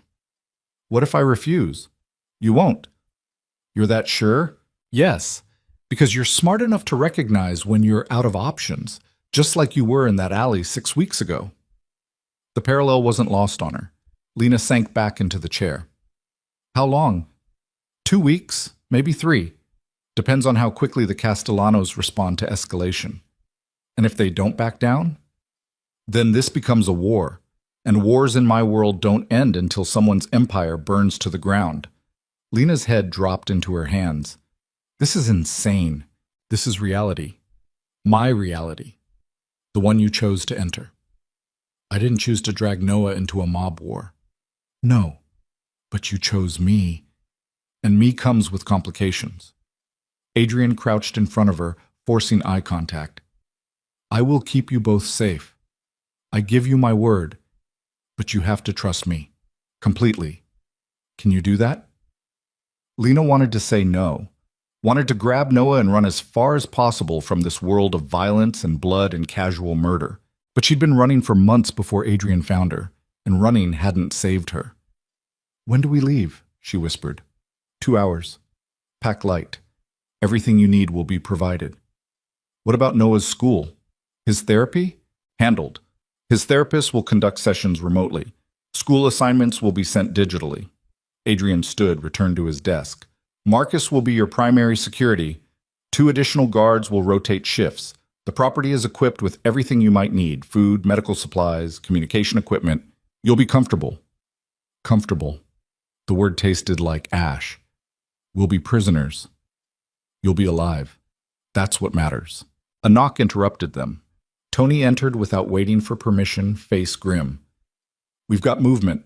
3 vehicles, heavy presence, heading up the coast road. Adrian's expression went flat. Castellanos? Either them or Derek getting bold. Either way, we need to move now. Everything accelerated. Marcus appeared with 2 guards. They escorted Lena back to her room where Margaret was already packing bags with frightening efficiency. Where's Noah? Lena demanded. Already downstairs. Adrian's with him. Lena ran. She found them in the garage, a massive space filled with vehicles ranging from practical SUVs to sports cars that probably cost 6 figures. Noah stood beside Adrian, looking small and scared, but not panicking. Mom? The word was barely a whisper. Lena's heart stopped. He'd spoken. For the first time since the accident, Noah had actually spoken. She dropped to her knees, pulled him close. I'm here, baby. I'm right here. Scared, Noah whispered into her shoulder. I know, me too, but we're going somewhere safe with Adrian. He's going to protect us. Noah pulled back, looked at Adrian with those 2 old eyes. Promise? Adrian crouched to his level. I promise. Nobody will hurt you, not while I'm alive. The boy studied him with heartbreaking seriousness, then nodded. Vehicles ready, Marcus called. They loaded into an armored SUV, bulletproof glass, reinforced doors, enough security features to withstand a small army. Marcus drove. Another guard rode shotgun. Adrian sat in back between Lena and Noah. As they pulled out of the garage, Lena caught glimpses of the estate transforming. More guards materializing from nowhere, lights going on throughout the house. Vehicles moving into defensive positions, preparing for war. The drive took 90 minutes, winding up the coast on roads that grew increasingly isolated. Dawn was breaking when they finally arrived. A modern house built into seaside cliffs, all glass and steel, positioned to see threats coming from any direction. Beautiful and terrifying in equal measure. This is the safe house? Lena asked. One of them. Adrian helped Noah out of the vehicle. 6 bedrooms, fully stocked, secure perimeter, direct line to my security team. Anything happens, you call Marcus immediately. Inside was sleek and comfortable. Floor-to-ceiling windows overlooking the ocean, an open kitchen, living spaces designed for both luxury and function. Noah gravitated immediately to the windows, pressed his face against glass. Water, he whispered. First full word in months. Adrian joined him. You like the ocean? Noah nodded. We'll go down to the beach later, if that's okay with your mom. Both turned to Lena. She nodded, throat too tight for words. Marcus and his team did a security sweep, checked every room, every window, every possible entry point, activated alarm systems, positioned weapons in strategic locations that made Lena's skin crawl. This wasn't a vacation house. It was a bunker disguised as paradise. Adrian stayed for an hour, showed them the security features, made sure they understood the protocols, sat with Noah and explained in child-appropriate terms that sometimes adults had disagreements that required taking precautions. Then it was time for him to leave. Lena walked him to the door while Marcus distracted Noah with something in the kitchen. "How long before we see you again?" she asked. "I don't know. Depends how quickly this escalates." "Adrian, don't ask me not to do this. We're past that point." "I wasn't going to." She took his hand. "I was going to say be careful and come back. Because—" the words stuck. "Because what?" Lena forced herself to meet his eyes. "Because somewhere between that alley and now, I stopped seeing you as the man who saved my life and started seeing you as something else." "What else?" "Someone I don't want to lose." Adrian's control cracked, just for a second, long enough for her to see real emotion beneath the ice. Then he pulled her close, kissed her forehead. "I'll come back. That's a promise." "Don't make promises you can't keep." "I don't." He stepped back, armored himself again in cold control. "Keep Noah close. Don't go outside without Marcus. Trust no one except my people. Understand?"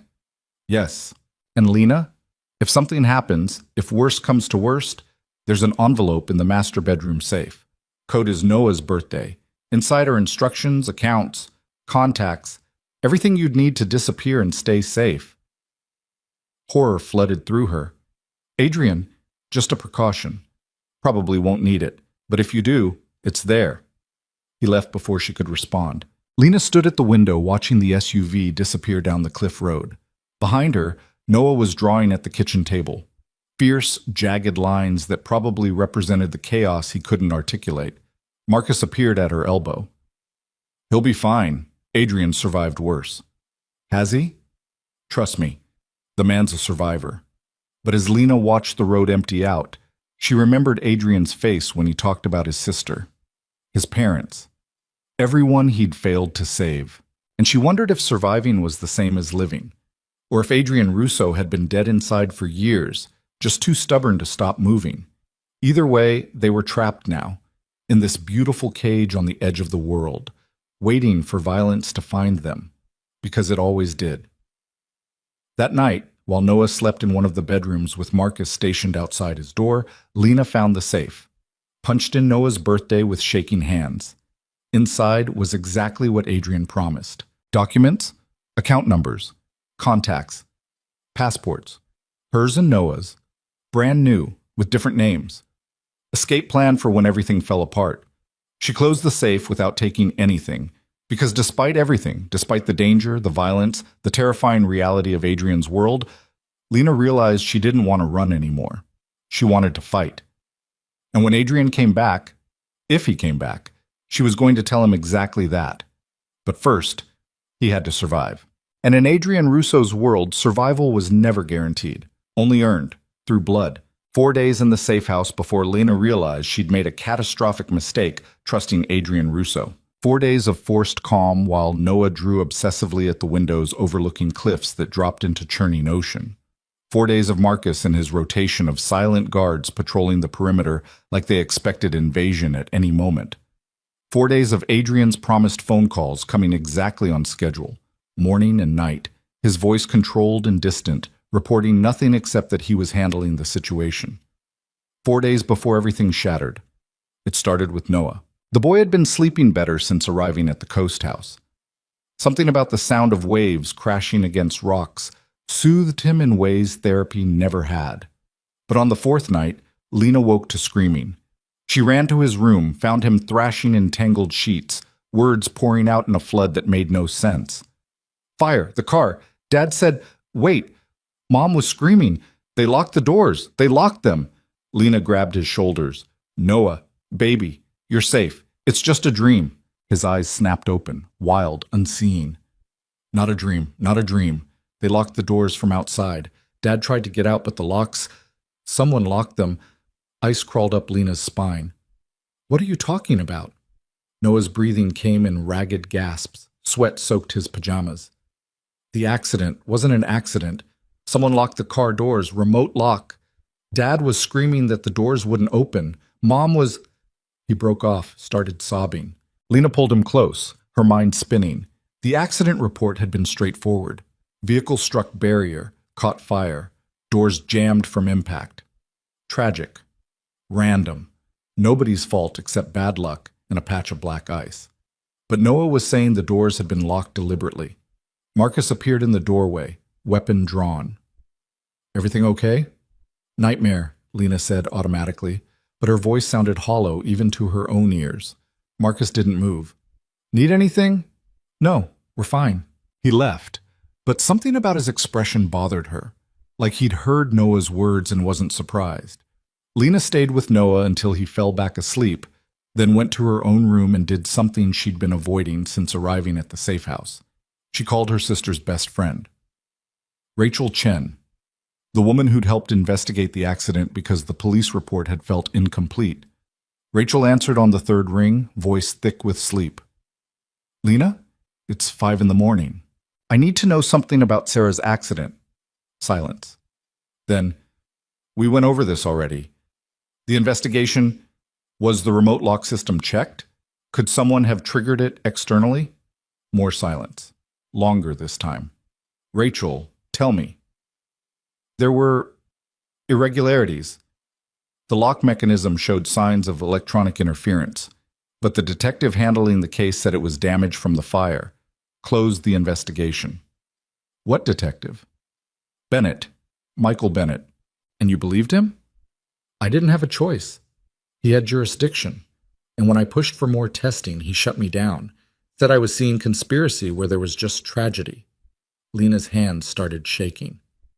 "Did you ever find out who might have wanted Sarah dead? Why are you asking this now, after 6 months?" "Because Noah just woke up screaming that someone locked the doors from outside, and I need to know if my sister was murdered." Rachel's sharp intake of breath confirmed what Lena already suspected. "I couldn't prove anything," Rachel said carefully, "but Sarah called me 2 days before she died. Said she'd discovered something at work, something about shell companies and money laundering. She worked in accounting for Castellano Properties. Did you know that?" The name hit like a bullet. Castellano. The same family Adrian said was targeting him. "No," Lena whispered. She never mentioned her employer. She was scared, Lena. Said if anything happened to her, someone needed to look into her boss. Vincent Castellano. But after the accident, I checked. Castellano Properties had scrubbed every record of her employment, like she'd never existed. Lena's vision tunneled. "Why didn't you tell me this before?" "Because Detective Bennett made it very clear that pursuing this investigation would be dangerous for everyone involved. And you had Noah to worry about. I thought..." Rachel's voice cracked. "I thought keeping you safe was more important than revenge." "Who was Bennett working for?" "I don't know. But when I tried to access the case file 6 months later, it had been sealed, classified, above my clearance level." Lena ended the call with numb fingers. Sarah hadn't died in a random accident. She'd been murdered because she discovered something about the Castellanos. And Noah had witnessed it. The pieces started falling together with sickening clarity. Derek showing up at exactly the right moment to make Lena vulnerable. Adrian appearing in that alley like he'd been waiting. The too convenient job offer. The apartment. The protection. Adrian had known. He'd known about Sarah's murder from the beginning. The Castellanos had killed her sister, and Adrian, who claimed to be at war with that family, had swooped in to collect the collateral damage. But why? Lena grabbed her phone, dialed Adrian's number with shaking hands. He answered immediately. "What's wrong?" "You lied to me." Pause. "About what?" "Everything. Sarah's death. The Castellanos. Why you really helped me." Another pause. Longer. When Adrian spoke again, his voice had gone completely flat. "Where did you hear that name?" "It doesn't matter. Tell me the truth. Did you know my sister was murdered?" "Lena, did you know?" "Yes." The admission hit harder than a fist. Lena sat down hard on the edge of the bed, trying to breathe through sudden nausea. "How long?" "I knew about Sarah's investigation into Castellano Properties before she died. I'd been building a case against Vincent for months. She was a potential witness." "You were using her." "I was trying to protect her. I sent warnings through back channels, told her to stop digging, to walk away. She wouldn't listen. So the Castellanos killed her? Yes. And you found out? Not until after. By then it was too late. Lena's voice came out dead. When did you connect me to her? Silence. Adrian. When? The night in the alley. I saw your ID when you dropped your bag, made the connection immediately. The world tilted sideways. So everything, the job, the apartment, all of it, was about Sarah. No, it was about keeping you and Noah safe from the same people who killed your sister. Bullshit. You needed leverage against the Castellanos. We were it. That's not... Stop lying! The scream tore out of her. You've been lying since the moment we met, using us, manipulating us, pretending to care when really we're just weapons in your war. I do care. Adrian's voice fractured. That's not a lie. How would I even know? How would I know what's real and what's just you playing chess with people's lives? Because if I wanted weapons, I would have used you differently. I would have dangled you as bait, drawn the Castellanos out, ended this months ago. Instead, I've kept you hidden, protected, safe. You've kept us trapped. There's a difference. Lena, please.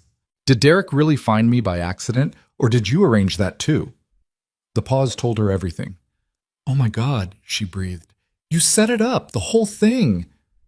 I didn't set up the attack, but I may have made sure Derek knew where you were working and that I'd be nearby when he showed. Lena couldn't breathe, couldn't think. The walls of the beautiful prison Adrian had built were closing in. Why? Because you needed protection and wouldn't have accepted it from a stranger. You needed a reason to trust me. So you manufactured one. You let that animal put his hands on me, let him nearly kill me, just so you could play hero. I never let him touch you. I was there the entire time, watching, waiting. The second he made a move, I intervened. You should have intervened before he got his hands around my throat. If I had, you would have run. You would have refused help. This way you got exactly what you wanted. A traumatized woman and child dependent on you for survival. Perfect little hostages. You're not hostages. Then let us leave. Silence. That's what I thought. Lena stood, pacing the room like a caged animal. We're prisoners. We've been prisoners from the beginning. You just made the cage pretty enough we didn't notice. The Castellanos want you dead, Adrian said quietly. Both of you. Because Noah witnessed his parents' murder and you're connected to their investigation. If you leave my protection, you won't survive a week. Maybe I'd rather take my chances than stay with someone who's been lying to me for months. Don't be stupid. Don't tell me what to be. You've lost that right. A knock on her door interrupted the argument. Marcus, looking tense. Problem. You need to see this. Lena ended the call without saying goodbye. Marcus led her downstairs to the security room, a space she'd been forbidden from entering until now. Monitors lined one wall, showing camera feeds from every angle of the property. On the center screen, a vehicle sat at the end of the access road.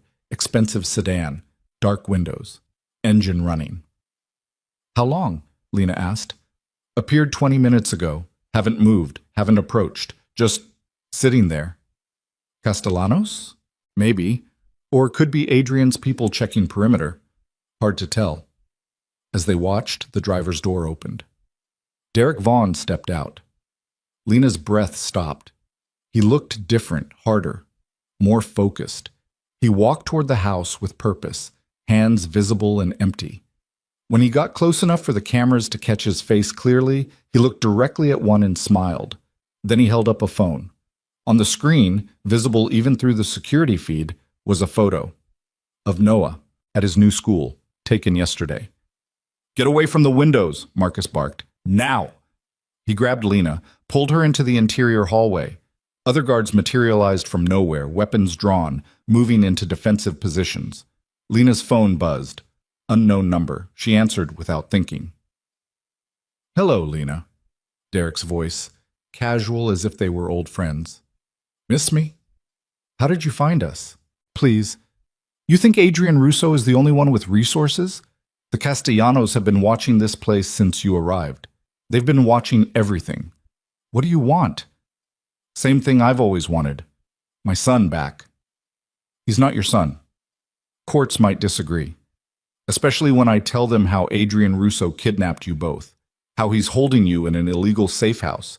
how he's using a child as leverage in a gang war. Lena's mouth went dry. Nobody would believe you. Vincent Castellano has judges, lawyers, politicians in his pocket. Trust me, they'll believe whatever he tells them to believe. Derek's voice hardened. Here's what's going to happen. You're going to bring Noah outside. You're going to get in this car. We're going to drive away. Nice and simple. And if I refuse, then Vincent's people breach that house, kill everyone inside, and take Noah anyway. But this way, you get to live. Mother's instinct and all that. Marcus was already on his phone, presumably calling Adrian. The other guards had taken positions at windows, ready for assault. I need time to think, Lena said. You have 5 minutes. Then we come in. Derek ended the call. Marcus grabbed her shoulder. Adrian's 10 minutes out. We can hold them that long. How many are out there? At least a dozen. Probably more in reserve. His expression was grim. We're outnumbered 3-1. And Noah? Panic room, 2nd floor. He'll be safe there even if they breach. Lena looked at the monitors. More vehicles had appeared, men with weapons taking positions around the property. This wasn't a kidnapping attempt. It was a siege. Her phone rang again. This time it was Adrian. Don't do anything stupid, he said immediately. I'm almost there. They want Noah. I know. Marcus briefed me. Listen to me carefully. Get to the panic room with Noah. Lock it down. Don't open it for anyone except me.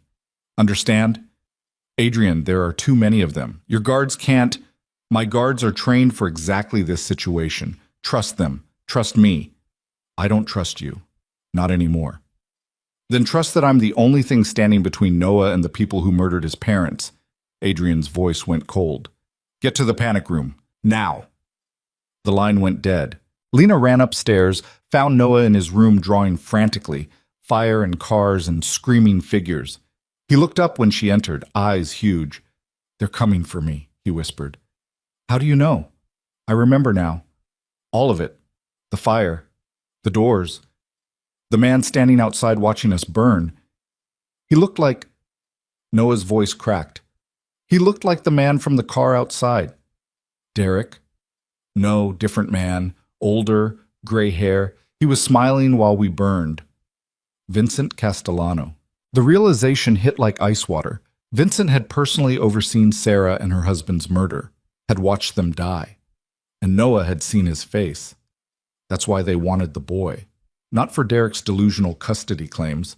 They wanted to erase the only witness to their crime. Downstairs, glass shattered. Gunfire erupted. The assault had begun. Marcus appeared, blood streaming from a cut on his forehead. Panic room, move! He led them through a hidden door in the hallway.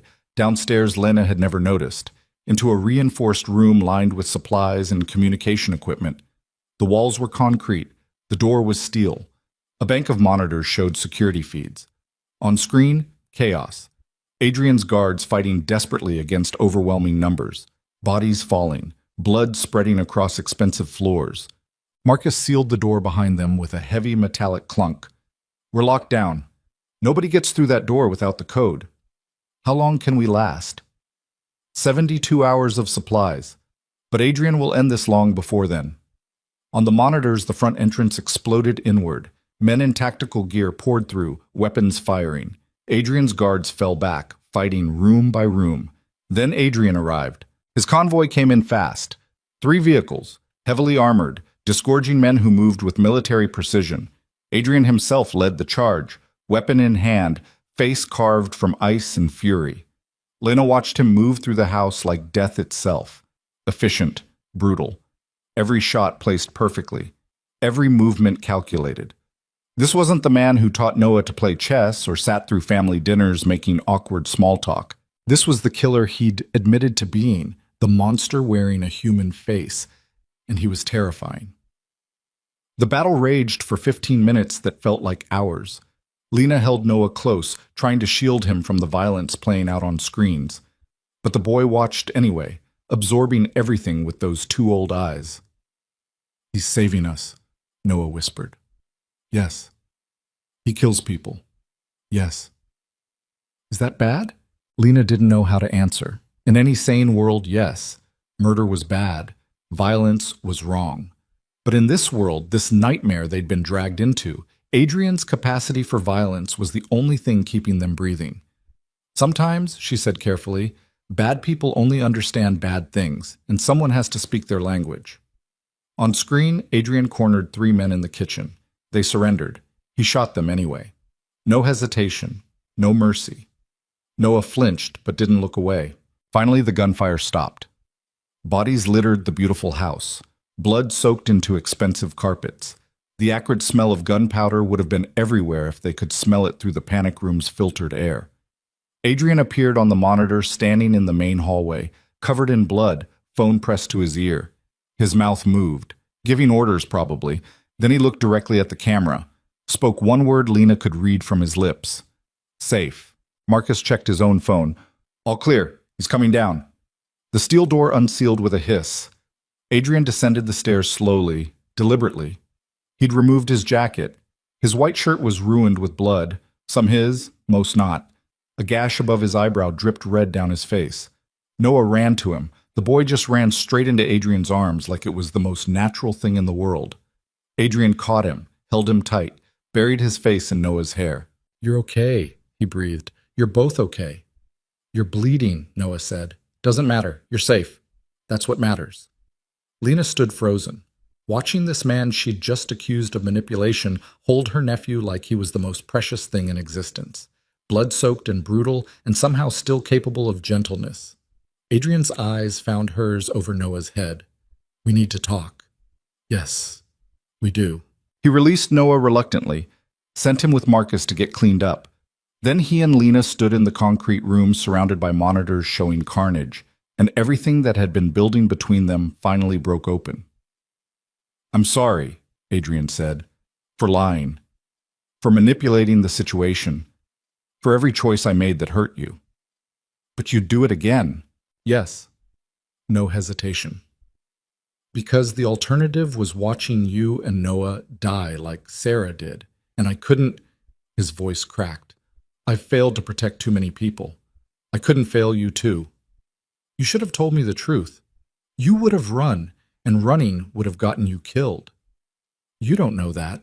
Yes, I do. Because I know exactly how the Castellanos operate. I know what they do to witnesses, to loose ends, to anyone who threatens their empire. Adrian moved closer. Sarah trusted the police, trusted the system. Look where that got her. So your solution was to lie? To play puppet master with our lives? My solution was to keep you breathing long enough to actually have a life. Everything else was secondary. Lena wanted to stay angry, wanted to hold on to righteous fury, but exhaustion was winning. And beneath the anger was a more complicated truth. Adrian had lied, had manipulated, had used them, but he'd also kept them alive. What happens now? She asked. Now I end this, permanently. Adrian's expression went cold. Vincent Castellano sent Derek here tonight. That was a declaration of war. So I'm taking the war to him. Meaning? Meaning by tomorrow morning the Castellano family will no longer exist. The casual way he said it made Lena's skin crawl. You're talking about mass murder. I'm talking about survival, theirs or mine. And I choose mine. He stepped closer. I'm done being defensive. Done letting them dictate terms. They killed your sister. They tried to kill you and Noah. They crossed a line that can't be uncrossed. And what about us? What happens to me and Noah while you're waging your war? You stay here, guards double. No one gets within a mile of this property. For how long? However long it takes. That's not an answer. It's the only answer I have. Adrian's control cracked slightly. I'm trying to keep you safe, Lena. That's all I've ever tried to do. By lying, by manipulating, by turning our lives into chess pieces. Yes, because the truth would have sent you running and manipulation kept you alive. If that makes me a monster, fine. I'll be a monster, as long as you and Noah survive. Lena studied this man she'd trusted, feared, maybe even started to love somewhere along the way. Blood-soaked and brutal and absolutely sincere. I want full truth from now on, she said. No more secrets. No more manipulation. You treat me like a partner, not a pawn. I can't promise that. Sometimes protecting you means keeping you in the dark. Then we're done. Because I won't be your puppet. Adrian's jaw tightened. You'd risk Noah's safety over principle? I'd risk everything over being treated like I have agency in my own life. They stared at each other, deadlocked. Finally, Adrian nodded. Full truth? From now on, even when it hurts. Swear it. I swear. Lena took a shaky breath. Okay, then tell me, is Noah really in danger, or is keeping us locked down here about control? He witnessed Vincent Castellano commit murder. As long as Vincent breathes, Noah's a target. Adrian's voice went flat. So Vincent stops breathing, tonight. You're really going to kill him? Yes. And anyone who gets in your way? Yes. How many people are we talking about? Vincent's immediate circle. 15, maybe 20, plus however many fight back. You're talking about slaughter. I'm talking about war. This is what war looks like in my world. Lena's stomach turned. And after? When they're all dead? We rebuild. Different power structure. New alliances. Stability. And us? Adrian met her eyes. That's your choice. You can stay or go. But either way, you'll be safe. I'll make sure of it. Even if I choose to leave.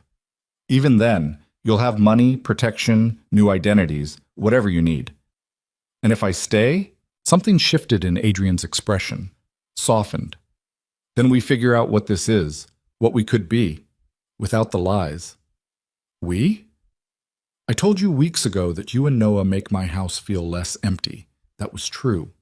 Still is. He stepped closer. I'm in love with you, Lena. Have been since you called me at 3 a.m, terrified but still brave enough to fight. But I'll let you go if that's what you need. The confession hung between them, raw, honest, terrifying. Lena's breath caught. You can't just say that now, after everything. Why not? You wanted truth. That's the truth. It's not fair. None of this is fair, but it's real. Adrian's hand found hers, blood-stained and warm. I'm a monster. I accept that. But I'm a monster who loves you, and I'm asking, begging, for a chance to prove I can be more than the worst parts of myself. Lena wanted to pull away, wanted to maintain distance, wanted to protect herself from the inevitable heartbreak of loving a man who lived in blood. Instead, she squeezed his hand back. End this war. Come back alive. Then we'll talk. Adrian's eyes closed briefly. Relief or resignation? Deal. He started to leave. Lena stopped him. Adrian, when you go after Vincent, she forced herself to ask, will Derek be there? Probably. And? Adrian's expression went flat. He helped orchestrate tonight's attack. He's complicit in attempted murder of you and Noah. What do you think happens? Lena knew she just needed to hear it. You'll kill him. Yes. She should feel something. Regret, horror, guilt. Instead, all she felt was cold satisfaction. Derek had put his hands on her, had terrorized her, had tried to steal Noah, had sided with her sister's murderers. Maybe she was becoming a monster too. Good, she heard herself say. Make it hurt. Adrian's mouth curved into something that wasn't quite a smile. Already planning on it. Then he was gone. Back up the stairs, back into the world of violence and blood that was his natural habitat. Lena stood in the panic room surrounded by screens showing bodies and destruction, wondering when she'd stopped being a victim and started being an accomplice. Wondering if there was even a difference anymore. Upstairs, Noah waited with Marcus. The boy looked small and scared and far too aware of what was happening. Is Adrian going to be okay? He asked. I don't know, baby. Will he come back? I hope so. Me too. Noah's voice dropped to a whisper. I think he's my dad now. Is that okay? Lena's heart cracked open. Yeah, baby, that's okay. Even though he kills people? Even though. Because, in the end, what else could she say? The truth was too complicated, too dark, too steeped in moral ambiguity for an 8-year-old who'd already seen too much. So she lied, the way Adrian had lied to protect her, the way everyone in this world lied to survive. And as she held Noah close, watching the screens go dark one by one, Lena understood something fundamental. She wasn't getting out of this world. She was already part of it. And the only way forward was through more blood, more violence, more choices that would stain her soul. But if that's what it took to keep Noah safe, she'd walk through hell itself, the same way Adrian was doing right now. For them. Outside, engines roared to life. The war had begun, and there was no going back. 6 hours after Adrian left for war, the power went out. Lena was sitting with Noah in the fortified living room, trying to keep him distracted with drawing while Marcus and 2 other guards monitored security feeds when every light in the safe house died simultaneously. Emergency generators should have kicked in within seconds. They didn't. Marcus was on his feet immediately, weapon drawn. "Stay here. Don't move." He disappeared into the darkness with the other guards, leaving Lena and Noah alone in a room where the only light came from dying sunset through bulletproof windows. Noah's hand found hers. "Mom, I'm here, baby. It's okay." It wasn't okay. Lena's phone buzzed. Unknown number. She answered with shaking hands. "Hello, Lena." The voice was cultured, smooth, nothing like Derek's rough edges. "My name is Vincent Castellano. I believe we have much to discuss." Ice flooded her veins. "How did you get this number?" "I own half the telecommunications infrastructure in this city. Getting phone numbers is the least of my capabilities." Vincent's tone remained pleasant, conversational. "I apologize for the dramatic entrance, the power outage, the security disruption, but I needed your undivided attention." "What do you want?" "The same thing I've wanted since your sister made the unfortunate decision to investigate my business practices. Closure, finality, the elimination of loose ends." Noah saw nothing. He was 8 years old. "Noah saw my face, watched me supervise his parents' execution. That makes him a witness, and witnesses, I'm afraid, cannot be tolerated." Vincent paused. "However, I'm a reasonable man. I'm prepared to offer you a deal." Lena pulled Noah closer. "What kind of deal?" "Adrian Russo is currently assaulting my primary estate with approximately 40 men. Quite ambitious, quite foolish. But he's tied up my security forces admirably, which gives me this brief window to address you directly." "I'm listening." "You have something I need. I have something you want. Simple exchange. You deliver Noah to me, peacefully, no fuss, and I let you live. Clean identity, offshore account, enough money to disappear and never resurface. You get to survive. Everyone wins. Except Noah." "Noah witnessed a crime. He's already dead, Lena. The only question is whether you die with him or walk away." Lena's mind raced. Where the hell was Marcus? Why hadn't he returned? "And if I refuse?" "Then my men breach this safe house. They're already inside, by the way, disabling Adrian's guards as we speak. Take Noah by force and kill you in the process. Much messier, much more traumatic for the boy. But the end result is the same." As if to punctuate his point, gunfire erupted somewhere in the house. Close. Too close. Noah flinched, pressed against Lena's side. "You have 2 minutes to decide," Vincent said calmly. "After that, my patience expires, and we do this the hard way." He ended the call. Lena looked at Noah in the dim light. His eyes were huge, terrified, but there was something else there too. A question. "What are we going to do?" he whispered. What were they going to do? Adrian was across the city fighting Vincent's army. Marcus was somewhere in the house, possibly dead. They were trapped in a fortress that had become a tomb. No backup, no rescue, no options. Except one. Lena stood, pulled Noah to his feet. "We run." "Where?" "Anywhere but here." She led him through the dark house, moving by memory and fading light, avoiding the sounds of combat echoing through hallways. Her heart hammered so hard she could taste it. Every shadow might hide an enemy. Every sound might be death approaching. They made it to the garage before someone stepped from the darkness. Marcus. Blood streaming from his shoulder, barely standing. "Don't!" he gasped. "Garage is compromised. They cut the—" A gunshot cut him off. Marcus dropped. Lena screamed, grabbed Noah, ran blindly in the opposite direction. Behind them, footsteps pursued. Heavy boots on marble floors, men shouting coordinates. She crashed through a door, found herself in the kitchen, locked it, shoved a chair under the handle, looked for another exit. The windows. All bulletproof, all sealed. They were trapped. The door shuddered as someone slammed against it from outside. The chair held. Barely. Lena's phone rang. Adrian. She answered, breathless. They're inside. Marcus is down. We're trapped in the kitchen and the wine cellar. Adrian's voice was harsh, urgent. Behind the refrigerator. False wall. Code is 0829, my mother's birthday. Get inside. Lock it. Don't come out until I come for you. Adrian, there's too many of them. I'm 10 minutes out. Just stay alive. Another impact on the door. The wood cracked. Lena shoved the refrigerator aside with strength born of pure terror. Found the hidden panel. Punched in the code with shaking fingers.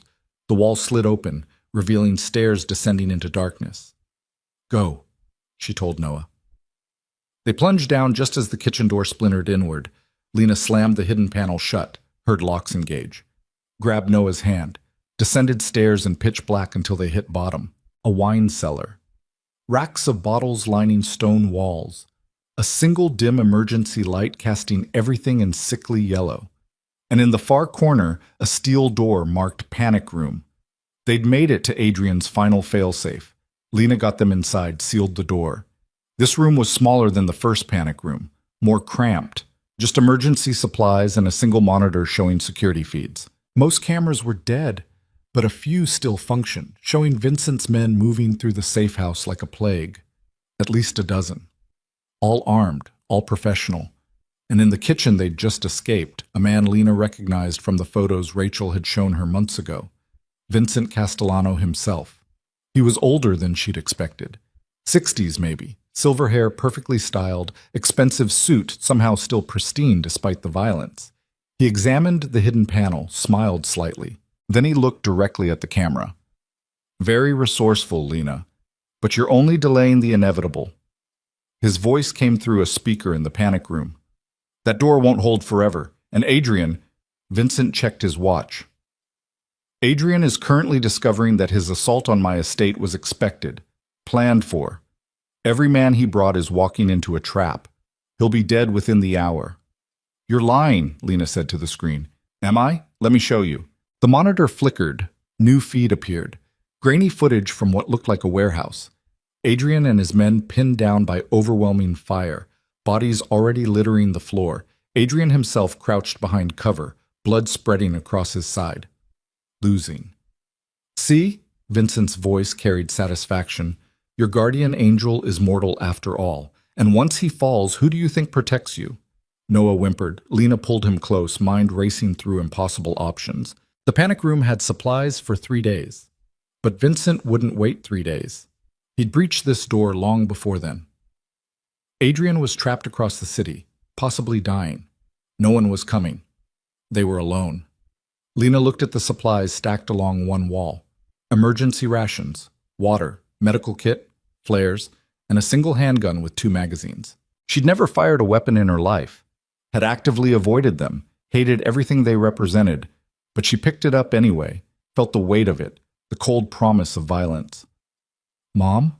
Noah's voice was small. What are you doing? What I have to. She checked the gun the way she'd seen Adrian do it. Magazine loaded, safety off, simple point and shoot. Probably wouldn't be enough. Vincent had trained killers. She was a waitress with a weapon and desperation. But she'd be damned if she died cowering. The monitor showed Vincent directing his men. They'd found the wine cellar entrance, were setting charges on the door. 2 minutes, maybe 3 before they breached. Lena positioned herself behind the only cover available, a supply shelf. Put Noah in the corner farthest from the door. Made him promise to stay down no matter what happened. I love you, she told him. Whatever happens, remember that. I love you too, Noah whispered. Then, don't die. I'll try not to. The charges detonated. The steel door buckled, but held. Second explosion. The door blew inward, smoke billowing. Lena aimed at the doorway, hands shaking so badly the gun wavered. Her finger found the trigger, squeezed. Nothing happened. Safety. The safety was still on. She fumbled with it, clicked it off, aimed again. Vincent Castellano stepped through the smoke like a ghost, unarmed, smiling. Brave, he said. Foolish, but brave. You really think you can shoot me? Stay back. Or what? You'll kill me? You're not a killer, Lena. You're a victim pretending to be dangerous. He took another step. Lena fired. The recoil shocked her, sent the bullet wide. It buried itself in stone walls 6 inches from Vincent's head. He didn't even flinch. See? Not a killer. He gestured, and 2 of his men entered behind him. Take the boy. Kill her. The men moved forward. Lena fired again. Again. Panic making her wild. One shot hit a man in the shoulder. He staggered, but didn't fall. The other grabbed her gun, twisted it from her hands. Lena fought, kicked, clawed, screamed. None of it mattered. She was shoved against the wall, a gun barrel pressed against her temple. No! Noah's scream was raw. He threw himself at Vincent's men with 8-year-old fury. Leave her alone! One of them backhanded him. Noah dropped. Something in Lena broke. She stopped fighting tactically and went purely feral, sank her teeth into the arm holding her, tasted blood. The man screamed, lost his grip. She grabbed his gun, got her finger on the trigger, fired point blank into his chest. He went down. She spun, aimed at the second man. He was faster. His bullet caught her in the shoulder, spun her around. Pain exploded white-hot and all-consuming. Lena collapsed, vision tunneling, the gun clattering from numb fingers. Vincent stood over her. Like I said, not a killer, just a victim. He aimed his own weapon at her head. The monitor on the wall exploded, not from malfunction, from the gunshot that came through it from outside. Then the room flooded with bodies and violence. Adrian Russo came through that broken doorway like the wrath of something ancient and merciless. Blood-soaked, wild-eyed, barely standing but still moving with lethal purpose. He shot Vincent's remaining guard before the man could turn. Put 3 rounds center mass. Professional. Efficient. Then he leveled his weapon at Vincent. Step away from her. Vincent smiled. Adrian. Fashionably late as always. I watched you die on camera 20 minutes ago. You watched a decoy. Did you really think I wouldn't anticipate an ambush? Adrian's gun never wavered. Last chance. Step away. Or what? You'll kill me? We both know you can't. Kill me and you start a war that burns this entire city. Wars can be rebuilt from. Dead children can't. Adrian's voice dropped to something barely human. You touched my family. That sentence has only one ending. Your family? Vincent laughed. They're not your family. They're Sarah Carter's leftovers. You just collected them like strays because you're lonely and broken and desperate for something to fill the void your real family left. You're right. Adrian's finger tightened on the trigger. But they're mine now, and no one touches what's mine. He fired. The bullet took Vincent in the kneecap. The old man dropped, screaming. Adrian crossed the room, kicked Vincent's weapon away, looked at Lena bleeding on the floor, at Noah huddled in the corner. Something in his expression cracked. Get them out, he told someone behind him. Marcus appeared, alive, badly wounded but functional. He gathered Noah, helped Lena to her feet. Adrian, Lena gasped. Don't. This isn't something you need to see. Don't kill him. Not like this. Not in front of... I'm not killing him in front of Noah. Adrian's voice was gentle. Wrong. I'm taking him somewhere appropriate. Somewhere his screams won't traumatize children. Vincent was still conscious, clutching his shattered knee. You're making a mistake. My family will retaliate. They'll burn everything you love. Your family is dead. Adrian crouched beside him. Every senior member, every enforcer, every lieutenant, all of them gone while you were busy playing games here. I didn't come alone tonight, Vincent. I came with an army, and while you were distracted, they dismantled your empire piece by piece. Vincent's face went gray. You're lying. Am I? Adrian pulled out his phone, showed him something. Photos, maybe. Proof. Vincent's expression transformed from defiant to devastated. Now, Adrian continued conversationally, you're going to tell me everything. Every account, every property, every dirty secret, and then you're going to disappear, permanently. He hauled Vincent upright, dragged him toward the exit. Lena tried to follow. Marcus held her back. Let him do what needs doing. He's going to torture him. Yes. That's not justice. No, it's survival. Marcus's expression was grim. Vincent Castellano murdered Sarah and her husband. Tried to murder you and Noah. He doesn't get justice. He gets consequences. They were guided through the ruined safe house. Bodies everywhere. Vincent's men all dead or dying. The beautiful prison had become a slaughterhouse. Outside, dawn was breaking. Vehicles waited. Medical personnel. Adrian's surviving forces. Lena was loaded into an ambulance. Noah climbed in with her, refusing to let go of her hand. As they pulled away, she caught one last glimpse of Adrian forcing Vincent into a nondescript van. Their eyes met through the window. Adrian mouthed 3 words. "I'll come back." Then he was gone, taking Vincent Castellano into darkness and pain. The ambulance rushed them to a private hospital, one of Adrian's properties, run by doctors who didn't ask questions and didn't report gunshot wounds. Lena's shoulder was bad, but survivable. Bullet had gone straight through. They cleaned it, stitched it, loaded her with antibiotics and pain medication. Noah refused to leave her side. He held her uninjured hand while they worked, silent tears streaming down his face. "I thought you were dead," he whispered when the doctors finally left them alone. "I'm okay, baby." "You got shot." "But I'm okay." Lena pulled him close with her good arm. "We're both okay.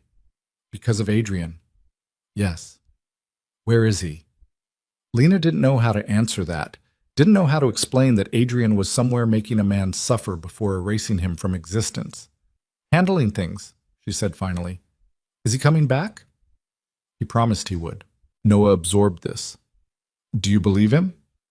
Lena thought about Adrian's face when he'd found them, the raw terror beneath the violence, the way he'd looked at them like they were the only thing in the world that mattered. "Yes," she said. "I believe him." They waited. Hours crawled past. Noah eventually fell asleep curled against Lena's side. She stayed awake, staring at the ceiling, replaying every moment of the attack. The terror, the gunfire, the feel of a weapon in her hands. She'd killed a man tonight, shot him point blank and watched him die. The realization should have devastated her, should have triggered guilt or horror or shame. Instead, she felt nothing except cold satisfaction. That man had tried to murder her child, and she'd stopped him, permanently. Maybe Vincent was right. Maybe she wasn't a killer, but she was becoming something close enough. Near midnight, the door opened. Adrian entered, looking worse than she'd ever seen him, covered in blood, some his, some definitely not. A fresh bandage around his ribs, exhaustion carved into every line of his face, but alive. He stopped at the foot of the bed, eyes moving between her and Noah. "You're okay." "We're okay." Lena's voice cracked. "Are you?" "I've been worse." He moved closer, careful not to wake Noah. "Vincent's been handled. His entire organization dismantled. The threat is over." "Handled." She repeated the word carefully. "Meaning?" "Meaning he won't hurt anyone ever again." "Is he dead?" Adrian's silence was answer enough. Lena should feel something about that, should care that a human being had been erased from existence. Instead, she just felt tired. "Thank you," she said quietly, "for coming back, for saving us." "I'll always come back." Adrian's hand found hers, warm and solid and real. "Always. That's a promise." "Don't make promises you can't keep." "I don't." He glanced at Noah sleeping peacefully. "He spoke during the attack, called you Mom." "He's been talking more since the safe house, since you started spending time with him." Lena studied Adrian's ravaged face. "He thinks of you as his father now." Something shifted in Adrian's expression, cracked open. "I don't deserve that." "No, but you have it anyway." She squeezed his hand. "What happens now? Is it really over?" "The Castellanos are finished, but there'll be fallout. Other families moving into the power vacuum, alliances shifting. It'll take months to stabilize." "And us?" "You tell me." Adrian's voice went quiet. "Before all this, you said we'd talk when I came back alive. I'm back. I'm alive. So talk." Lena looked at this man who'd lied to her, manipulated her, used her, who'd also protected her, saved her, shown her nephew more patience and care than anyone else, who'd killed for them tonight, multiple times, without hesitation. She should tell him to leave, should take Noah and run as far as possible from this world of blood and violence. Instead, she heard herself say, "I love you." The words hung between them, raw, honest, irrevocable. Adrian's breath caught. You can't. Not after everything I can. I do. Lena forced herself to meet his eyes. I love you despite the lies, despite the manipulation, despite knowing exactly what you are and what you're capable of. And maybe that makes me as broken as you are. But it's the truth. Lena, I'm not finished. She pushed herself upright, ignoring the pain in her shoulder. I love you. But if we do this, if we're really doing this, things change. No more secrets. No more treating me like I can't handle reality. We're partners, or we're nothing. Partners, Adrian repeated slowly, testing the word.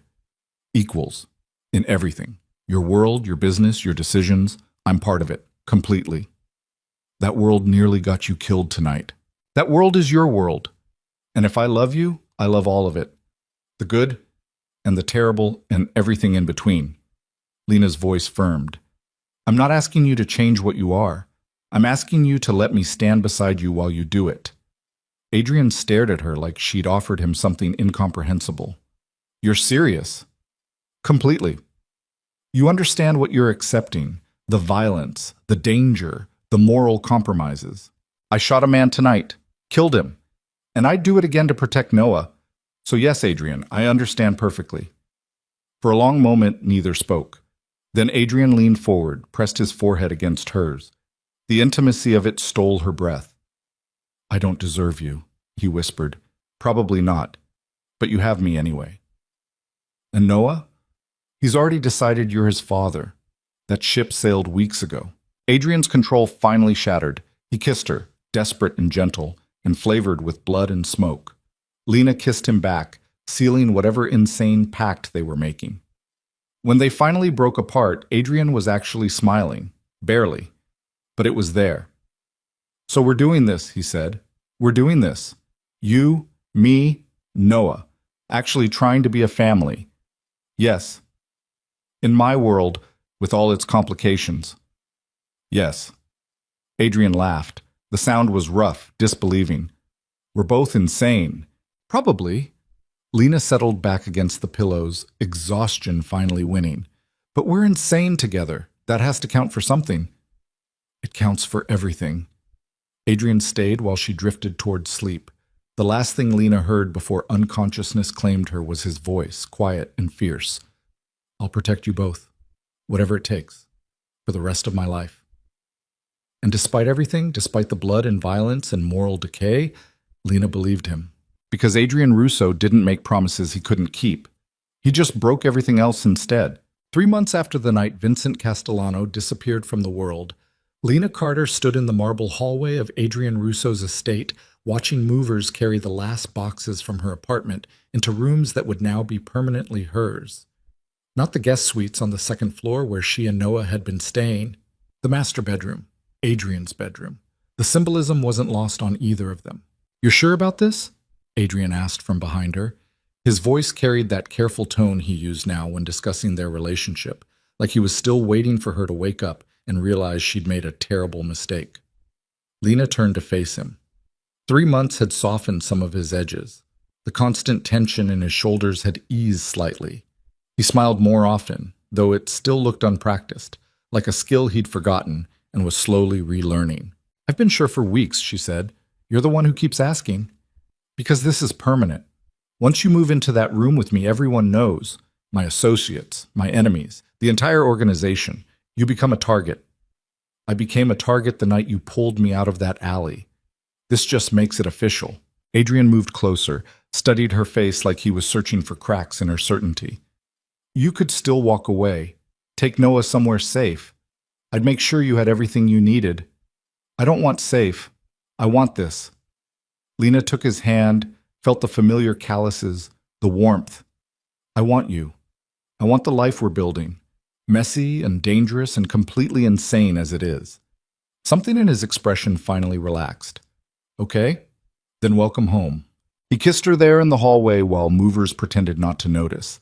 And for the first time since the nightmare began, Lena felt like she'd actually arrived somewhere instead of just surviving. Noah appeared at the top of the stairs, a new sketchbook tucked under his arm. In 3 months, he'd transformed. Still quiet, still prone to nightmares, but functioning. Healing. He attended his specialized school 5 days a week, saw his therapist twice weekly, and spent his free time in Isabella's old art studio creating pieces that made his teachers call him gifted. Is she really moving in? Noah asked Adrian. Really moving in. Good.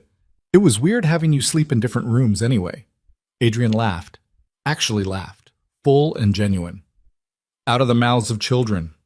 I'm not a child. I'm 8 3/4. My mistake. Adrian ruffled Noah's hair, got swatted away for his trouble. What are you working on today? A portrait of our family. Noah said it casually, like it was the most natural thing in the world. Can you both sit for me later? Our family. The words hit Lena square in the chest every single time. Of course, Adrian said. After dinner? Noah nodded, already distracted by artistic vision, and disappeared back toward his studio. Lena watched him go, then turned to Adrian. He's doing better.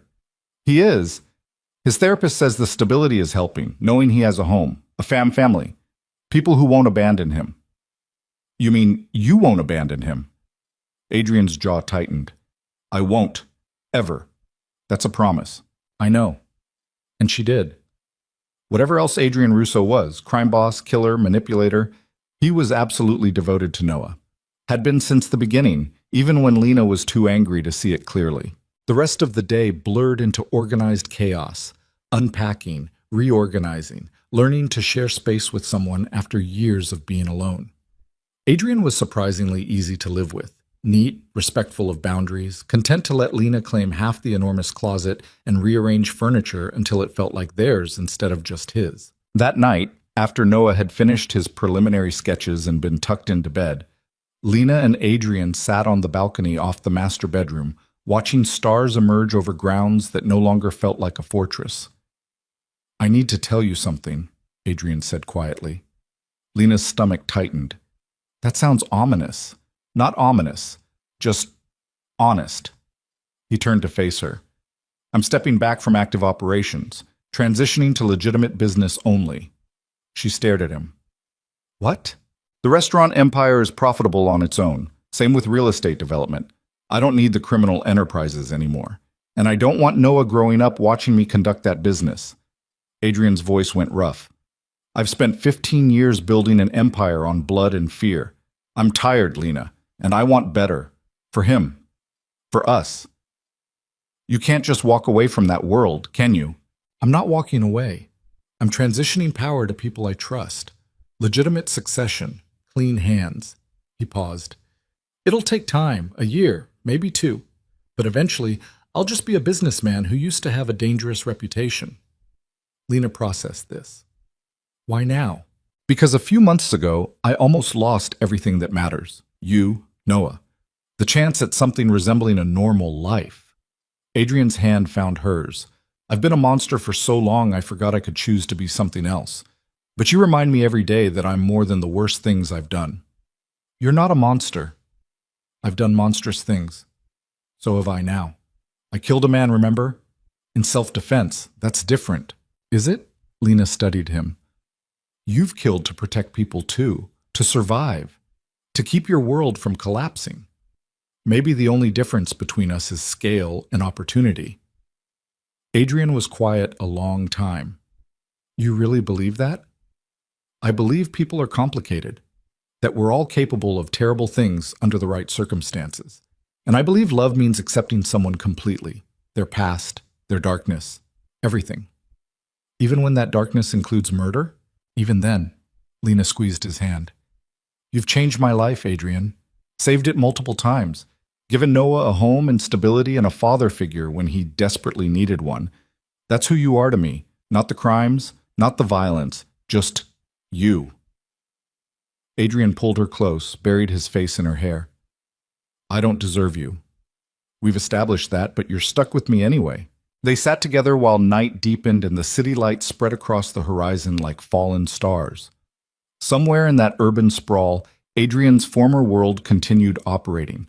But here, in this moment, they were just 2 broken people trying to build something whole. The next morning brought unexpected visitors. Lena was making breakfast, still getting used to the massive kitchen, the professional-grade appliances, when Margaret appeared looking uncharacteristically nervous. Ms. Carter, There are two people here to see you. They say they're from social services. Ice flooded Lena's veins. What? Child Protective Services. They have questions about Noah's living situation. Adrian appeared from his office, expression already hardening into the cold mask he wore when threatened. I'll handle this. No. Lena grabbed his arm. Let me. If they see you go into crime boss mode, it'll make everything worse. She found them in the formal living room. A man and woman in their 40s, both wearing expressions of professional concern that didn't quite hide their judgment. Ms. Carter, the woman said, I'm Janet Pierce, and this is Thomas Webb. We're here regarding Noah Carter's welfare. Lena forced herself to stay calm. What about his welfare? We received an anonymous report expressing concern about his living conditions, specifically that he's residing with a known criminal figure and may be in danger. Known criminal figure. Lena repeated it slowly. You mean Adrian Russo? Mr. Russo has a complicated history with law enforcement, Thomas said carefully. While never convicted, he's been investigated multiple times for activities that would make him an unsuitable guardian for a minor child. He's not Noah's guardian. I am. But the child resides in Mr. Russo's home under his influence, which raises questions about your judgment as guardian. Anger sparked hot and immediate. My judgment? I've provided Noah with stability, therapy, education, everything he needs to heal from watching his parents die. What exactly about that shows poor judgment? Janet's expression softened slightly. We're not questioning your love for your nephew, Ms. Carter. We're questioning the environment. Living with someone who has Mr. Russo's background exposes Noah to potential danger. As opposed to what? Going back to the apartment where his abusive guardian found us? Where we lived in constant fear? There are other options. Foster care, group homes specifically designed for traumatized children. You want to put him in the system. Lena's voice went flat. You want to take a child who's already lost everything and rip him away from the only family he has left. We want to ensure his safety. He is safe. Safer than he's ever been.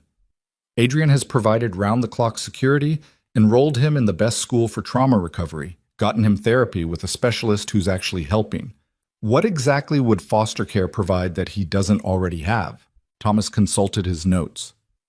A traditional family structure, appropriate role models, an environment free from criminal influence. Criminal influence, Lena wanted to scream. Let me tell you about criminal influence. 3 months ago, Vincent Castellano, an actual convicted felon, tried to murder Noah because he witnessed his parents' execution.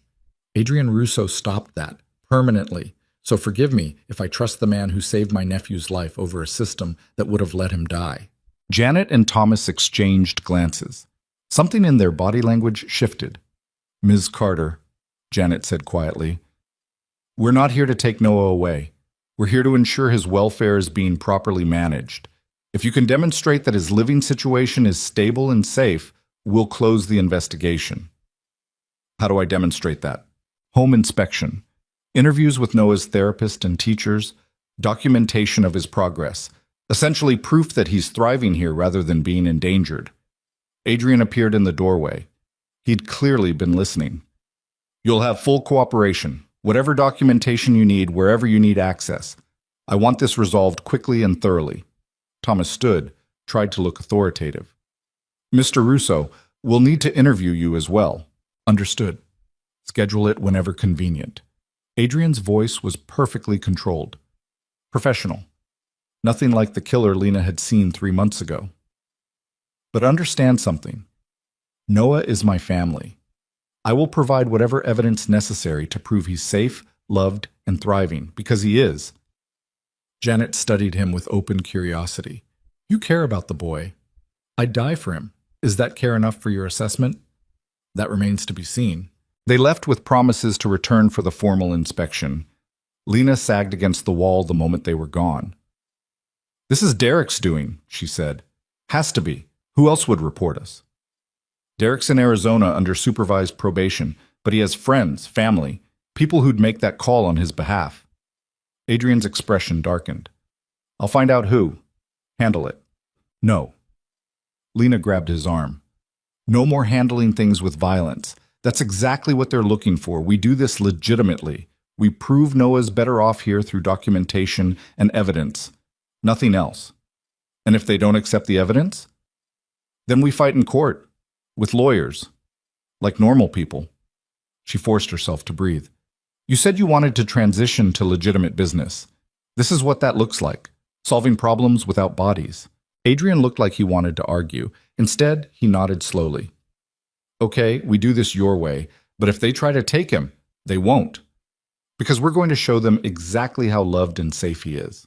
The next 2 weeks were a masterclass in bureaucratic navigation, home inspections that examined every corner of the estate, interviews with Noah's therapist who testified to his remarkable progress, teachers who documented his academic achievements and social development.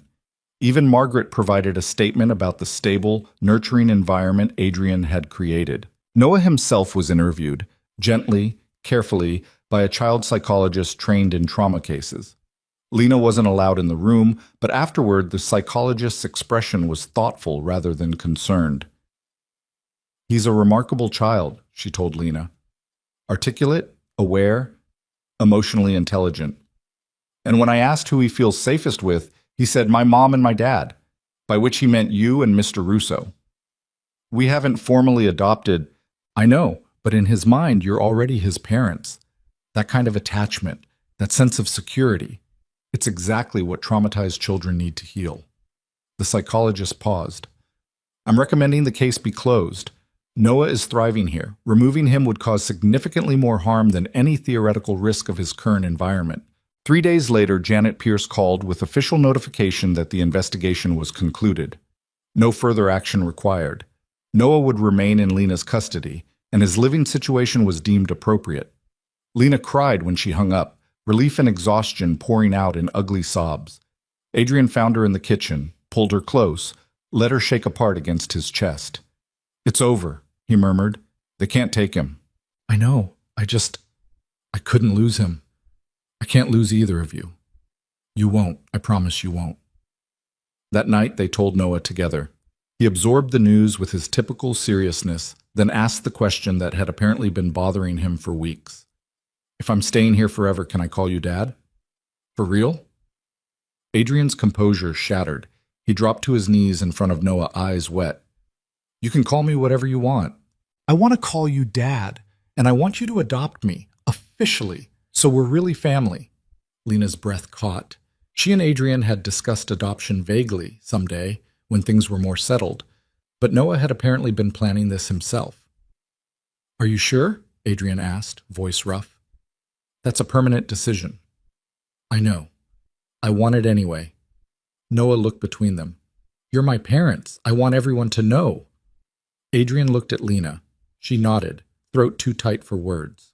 Okay, Adrian said. Then we'll start the process. Make it official.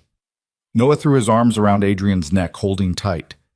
Adrian wrapped him close and Lena joined them, the three of them tangled together in the middle of the kitchen while something fundamental shifted and settled into place. Family. Not by blood or accident, but by choice. The adoption process took 4 months. 4 months of paperwork and background checks and court appearances. 4 months of lawyers arguing that despite Adrian's complicated history, he demonstrated consistent, appropriate parenting. 4 months of testimonials from teachers, therapists, even Tony from the restaurant, who swore under oath that Adrian had become a different man since Lena and Noah entered his life. The final hearing fell on a Tuesday in March. Rain hammered the courthouse steps as they entered. Lena, Adrian, and Noah dressed in formal clothes that felt like armor. The judge was a woman in her 60s with sharp eyes and zero tolerance for bullshit. She reviewed the case file with meticulous attention, asked Noah questions about his feelings and his home life, examined every piece of evidence presented. Finally, she looked at Adrian directly. Mr. Russo, you have a documented history of association with organized crime, multiple investigations, allegations of violence. Why should I grant you custody of this child? Adrian stood, faced her squarely. Because I love him. Because I've provided him with stability, safety, and the resources to heal from profound trauma.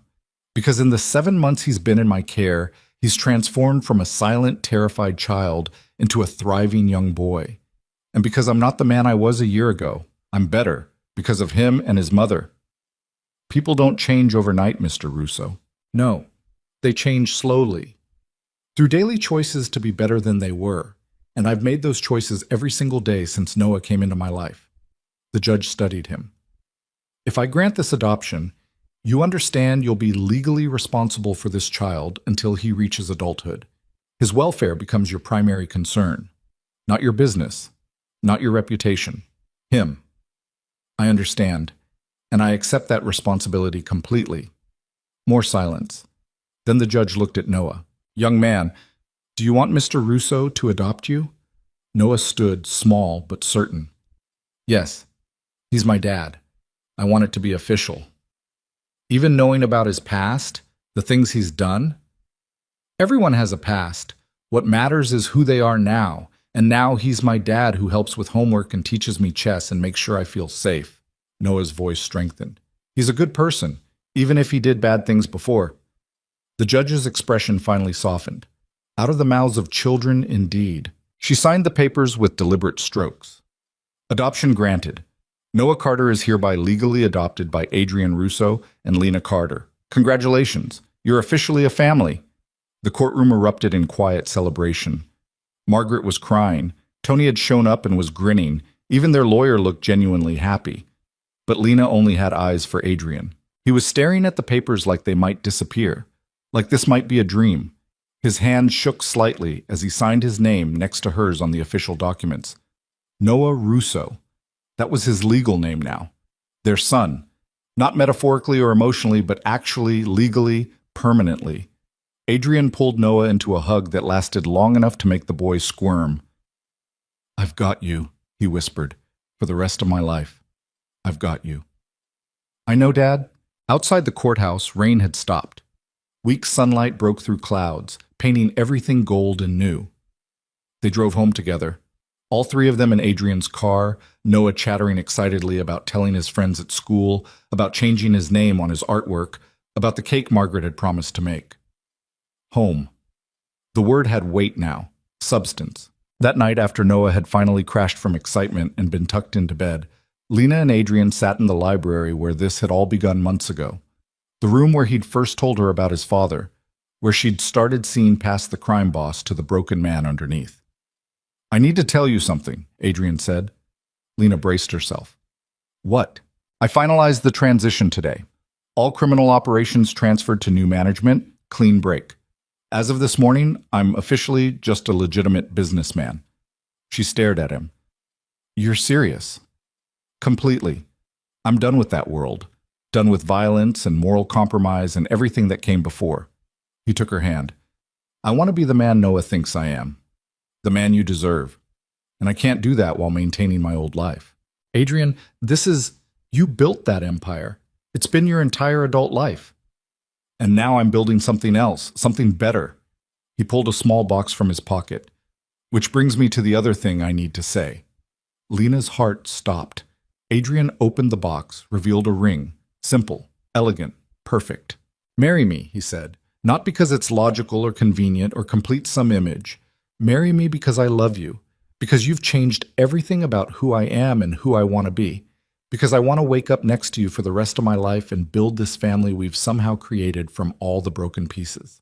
Lena couldn't breathe, couldn't think, could only stare at this man who'd started as her savior, became her jailer, transformed into her partner, and was now asking to be her husband. Yes, she heard herself say, yes, I'll marry you. Adrian's relief was palpable. He slid the ring onto her finger with shaking hands, then pulled her close and kissed her like she was oxygen and he'd been drowning. I don't deserve you, he murmured against her mouth. Probably not, but you have me anyway. They were married 6 weeks later in the estate gardens under lights strung between trees and a canopy of spring flowers. Small ceremony, just close friends and the people who mattered. Noah stood with them as ring bearer and witness, wearing a suit he'd picked himself and a smile that hadn't faded in days. When the officiant asked if anyone objected, Noah actually spoke up. I object to this taking so long. Can we get to the cake part? Laughter rippled through the small crowd. Even Adrian smiled, genuinely and openly. The ceremony concluded with vows they'd written themselves, Adrian promised to be worthy of Lena's faith, to protect their family, to choose love over fear every single day. Lena promised to stand beside him, to call him out when he slipped into old patterns, to build a life that honored both their broken pasts and their hopeful future.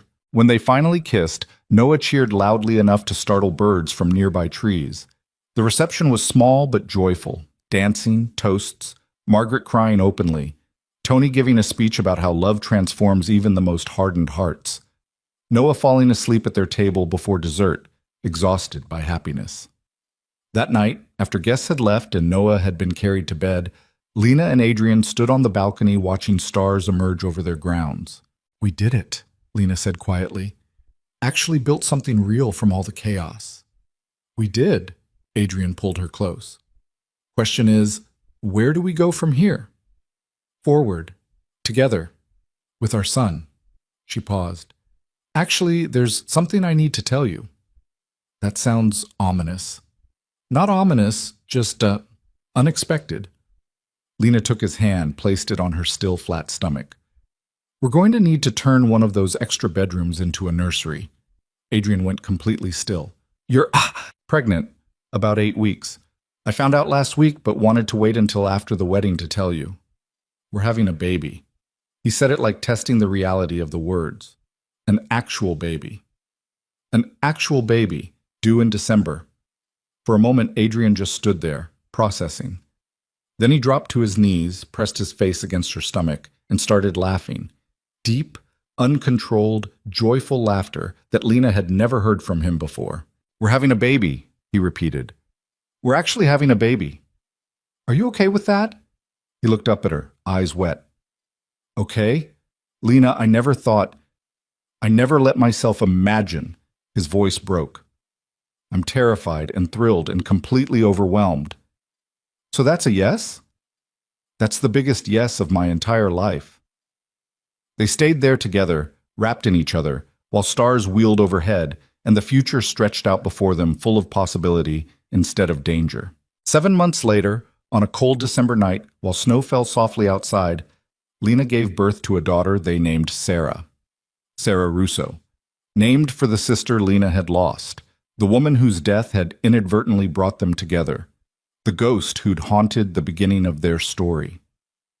Adrian held his daughter for the first time with hands that had killed and destroyed and built empires, and wept openly at the tiny, perfect life they'd created. Noah, now 9, stood beside the hospital bed, staring at his baby sister with an expression of fierce protectiveness that made Lena's heart ache. "I'm going to take care of her," he announced. "Make sure nobody ever hurts her." "I know you will," Adrian said. "You're going to be an amazing big brother." "The best," Noah agreed seriously. Then, softer, "Do you think Aunt Sarah would have liked her?" Lena's throat tightened. "I think she would have loved her.